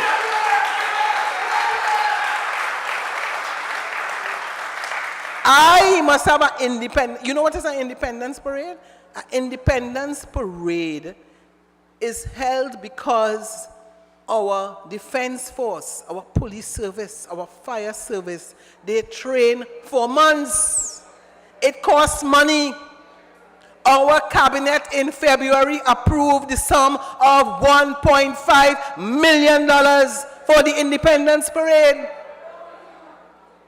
That was visionary leadership under Dr. Rowley, approved in February for August. But they come to tell you now a different story and telling me about having Independence Parade. I am not the Prime Minister. You take the responsibility to run the country. You run the country if you could do it. And clearly that is not the case.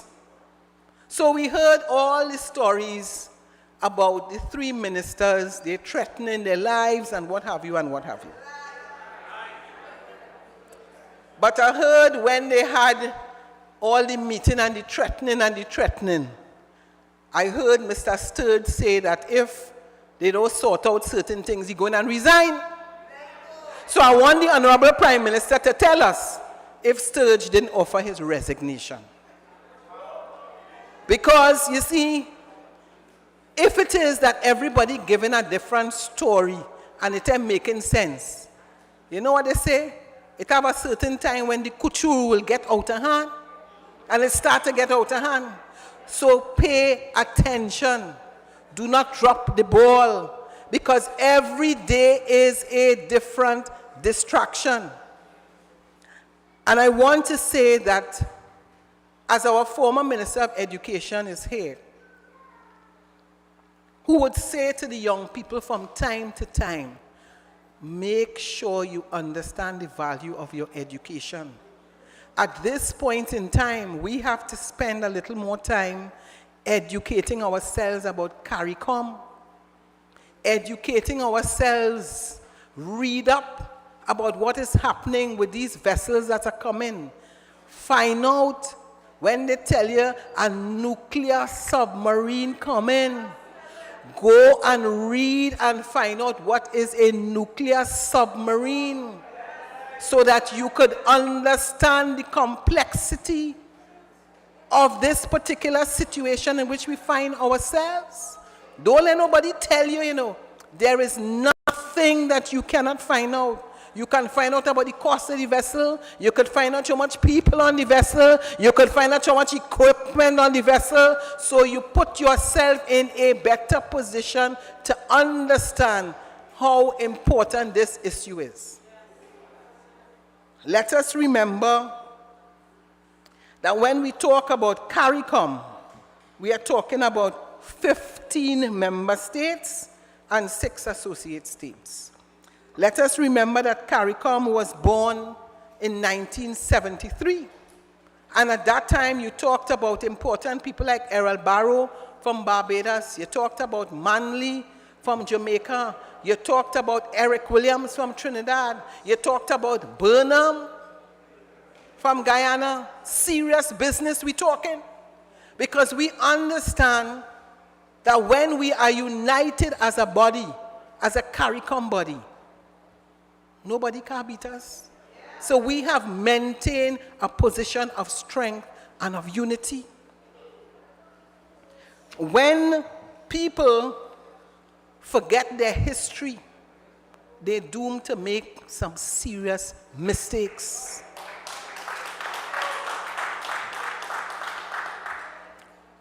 CARICOM together is unstoppable. And you have a Minister of Foreign and CARICOM Affairs. I hear that. And all of you would have some point in time in your school life heard about CARICOM. But our Prime Minister decides, hear what?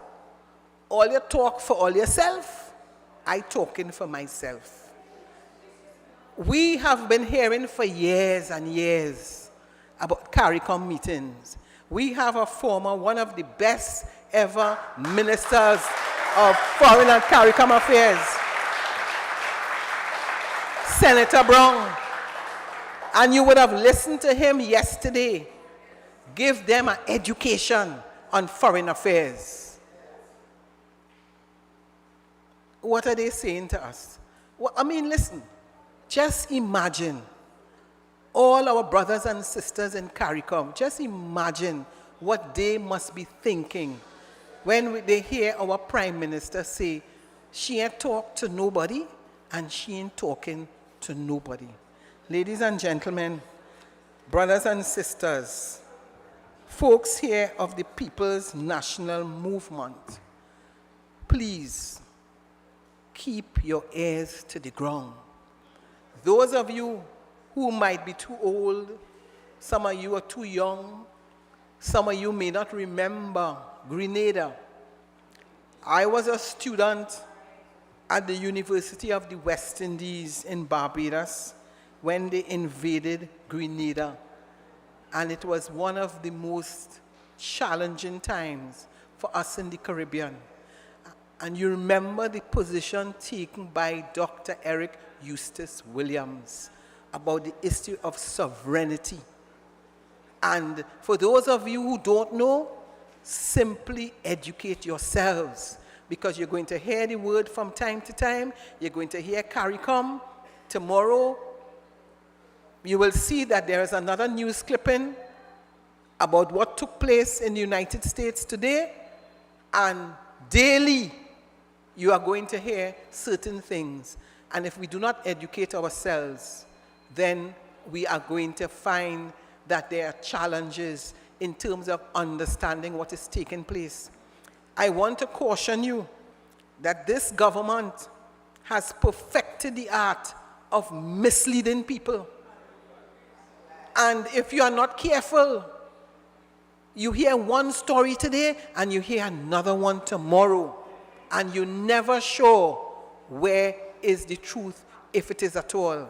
And I'm saying to the Honorable Prime Minister, you have a responsibility to talk to the people of Trinidad and Tobago as the chairman of the National Security Council. Let me just go back a bit to the state of emergency. You are hearing about a lot of detention orders. But when you read the papers on a daily basis, they are giving you so much evidence about these alleged activities. Prisons, the head of the prisons, home on leave.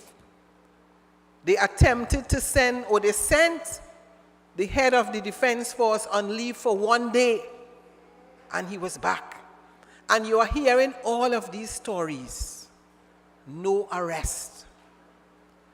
This government has no crime plan. None whatsoever.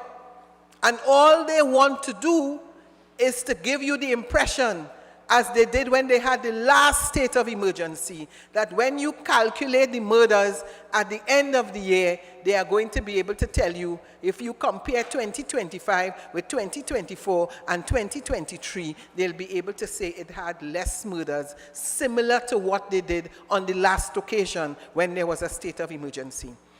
I want to remind you, members of the public, that the last time that they had the state of emergency, and subject to correction, it was almost about 1,000 people who were arrested. 8,000. 8,000 people arrested. And of those 8,000, almost every single person got compensation for being unlawfully arrested. You all remember that? It's sounding similar.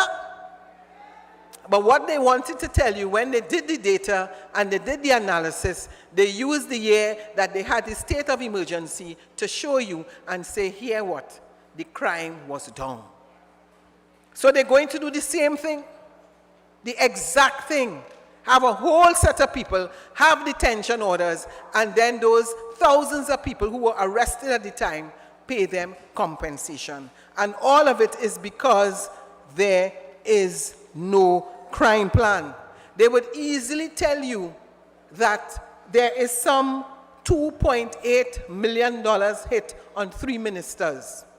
And when you read the article, which gives you all the detail, that tells you it is in relation to some sort of agreement, some sort of discussion about activities that took place in the constituency of Toko Sandy Grande, where all kinds of promises were made. Well, we await very patiently for the lawyer that they refer to, the person with the quarry. If you have all of this evidence, and I said it before, how it is that you cannot make an arrest. So let us wait and see exactly what this government is going to do. Let me just say to you that some of you have an interest in what our position is on the Stand Your Ground legislation. We are going to start our consultations. Chairman Foster, is it next week or the following week?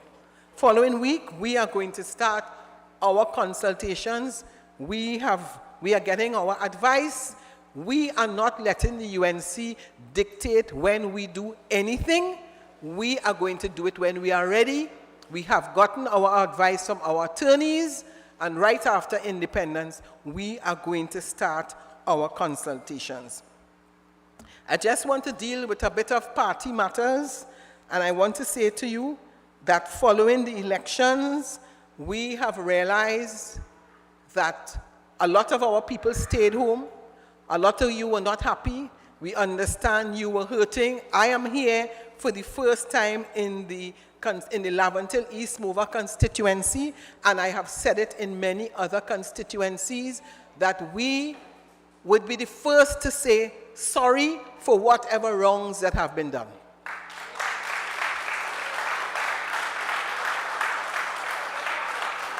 It is important for us to move forward. We just want you to know that Laventille East Mover, Laventille West, Port of Spain South, all these constituencies we have always valued. And we are listening very intently. As the political leader, I have taken the decision, together with the leadership, to visit several constituencies. We have gone to Maruga, we have gone to Labre, we have gone to Faizabad, we are going this week to Point Fortin, we have been to Tobago, and what are we doing? We are listening.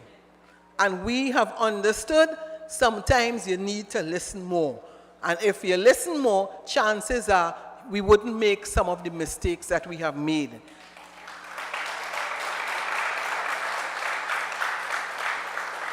So I want to say that at some point in time, we will also be coming to Laventille East Mover to hear, as we are walking, but we will also be coming to talk with the executive. I want to say that today is only 58 days since I have been the political leader of the People's National Movement. It sounds like a very long time, but it is not. I gave the commitment that I will be seeing people at Balize House, and today was my first public day where I saw members of the public. I also gave the commitment that I'll be seeing people at the Leader of the Opposition office, and I did so last week, the first time. So it is important as we connect with the public, it's important as we rebuild the party. Some people feel that things are taking a little longer. Let me just say to you that we have lost this election now. We lost the election in 1986. We were 33-3. People they believe that the PNM was decimated. We believe that was the end of the party. And we returned to government. As Mr. Imbert said, this is the 4th time. On the last 3 occasions we lost, and within 5 years or less, we were back in government. And I give you the assurance, we are going to be back in government again. We are having our public meetings, and we are going to be doing that in all 41 constituencies. We went to Laventille West, we went to Shogunas, we went to San Fernando, we are here in Laventille East Mova. As a matter of fact, today was really supposed to be the meeting for Port of Spain South. Port of Spain North, St. Anne's West. Yes, today was supposed to be the meeting for Port of Spain North, St. Anne's West. Unfortunately, the Honorable Member of Parliament indicated that this was not a convenient day for him, and therefore we will be doing Port of Spain North, St. Anne's West next month. So please, and we will not only be going to Port of Spain North, St. Anne's West, we will be going to St. Anne's East, we will be going to La Hoqueta, we will be going to Diego Martin East, we will be going to Diego Martin West, we will be going to Diego Martin Central, we will be going to all the constituencies. Tobago East, Tobago West, we haven't reached Arima yet, so please wait your turn. We are going to all 41 constituencies. And I just want to say to some of those who are a little impatient, internal elections is finished. We are now about uniting the people's national movement. And I am very proud to say that during the internal elections, there were several candidates who were not on the slate. No, let us say on the slate at that time as me offering myself as the political leader. There were several candidates who attended our meetings, and I allowed them to speak on our platform. And I see Mr. Iba Steele here tonight, who was one of the persons who spoke on the platform. At the end of the day, we all understand that, as Foster said, we are PNM, PNM, PNM all the way. So we have completed our internal. And I'm also saying to those candidates who were not successful, now is about uniting the party. I'm also saying to those of you who were not happy, for whatever reason, it is time to come back home.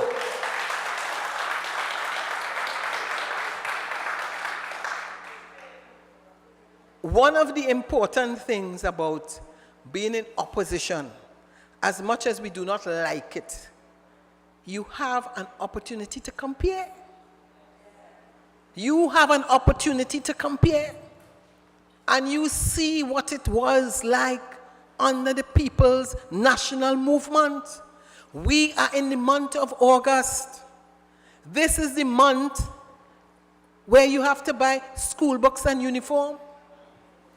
Very often, not for 1, not for 2, not for 3, sometimes 4 and 5 children, for your grandchildren.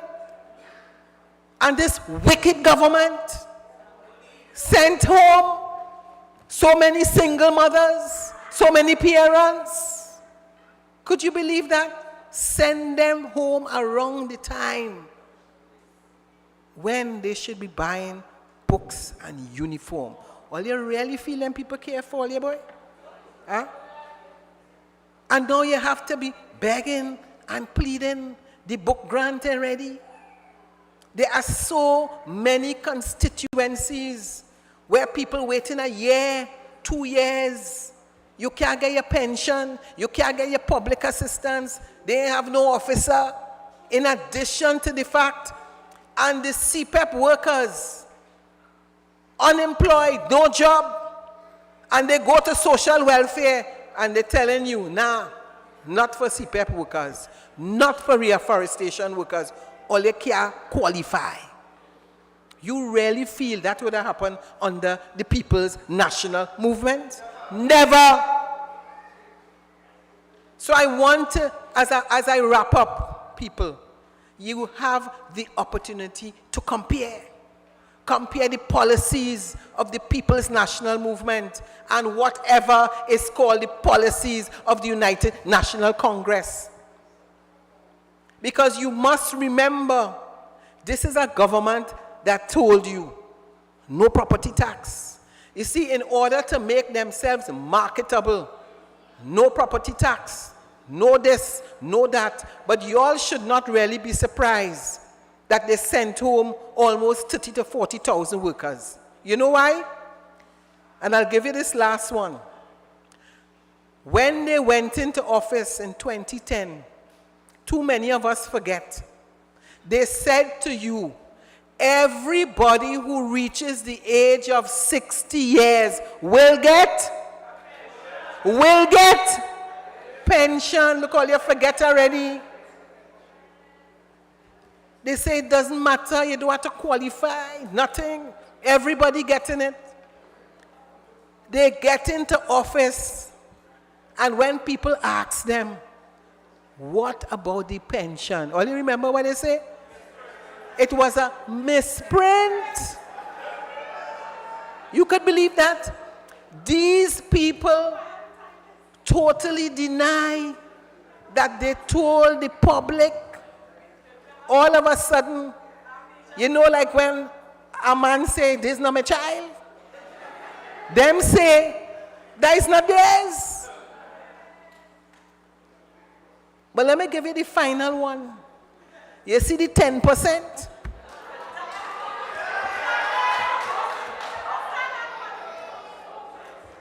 We waiting. Because you hear what she said the other day about faith and asking God. When they ask her, when you're paying the 10%, that's what she say, you know, she calling God. No, nothing wrong in calling God. But the bottom line is when you offer the 10%, you didn't call God name then.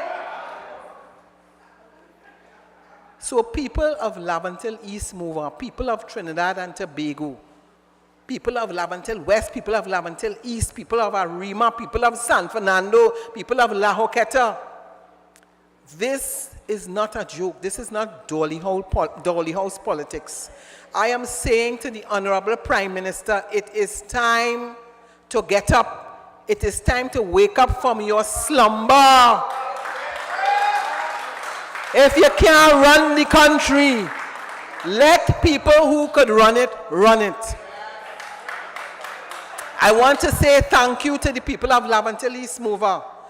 I want to thank you again for all your support you have given to the PNM. I want to say fear not. I know those of you who are not working, you're beginning to lose hope. When you have no money to pay your bills, to pay your groceries, to buy school books, and you tell yourself, oh God, I really vote for these people.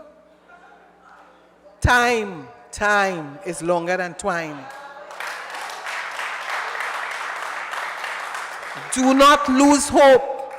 Do not give up. The People's National Movement is here. We have been here for you all the time. We will continue to be with you. We will continue to work with you. We will continue to fight for you. We will continue to stand up with you.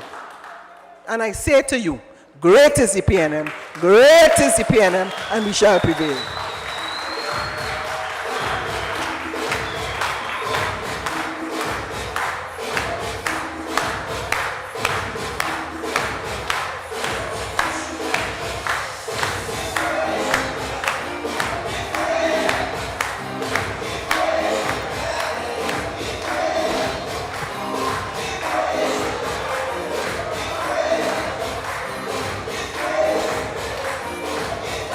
Laventille East Mover, make some noise once again for the next Prime Minister of Trinidad and Tobago, Penelope A. Beckles-Robinson. Laventille East Mover, we say thank you. Laventille East Mover, we say thank you to each and every one of you. We remind you to join us Saturday for the Love of Liberty. We'll be at City Hall from 5 p.m. We will celebrate our independence on the eve. So once again, we thank you, Laventille East Mover. May God continue to bless you. And remember, great is the PNM and we shall prevail. My name is Hans Devines. Good night.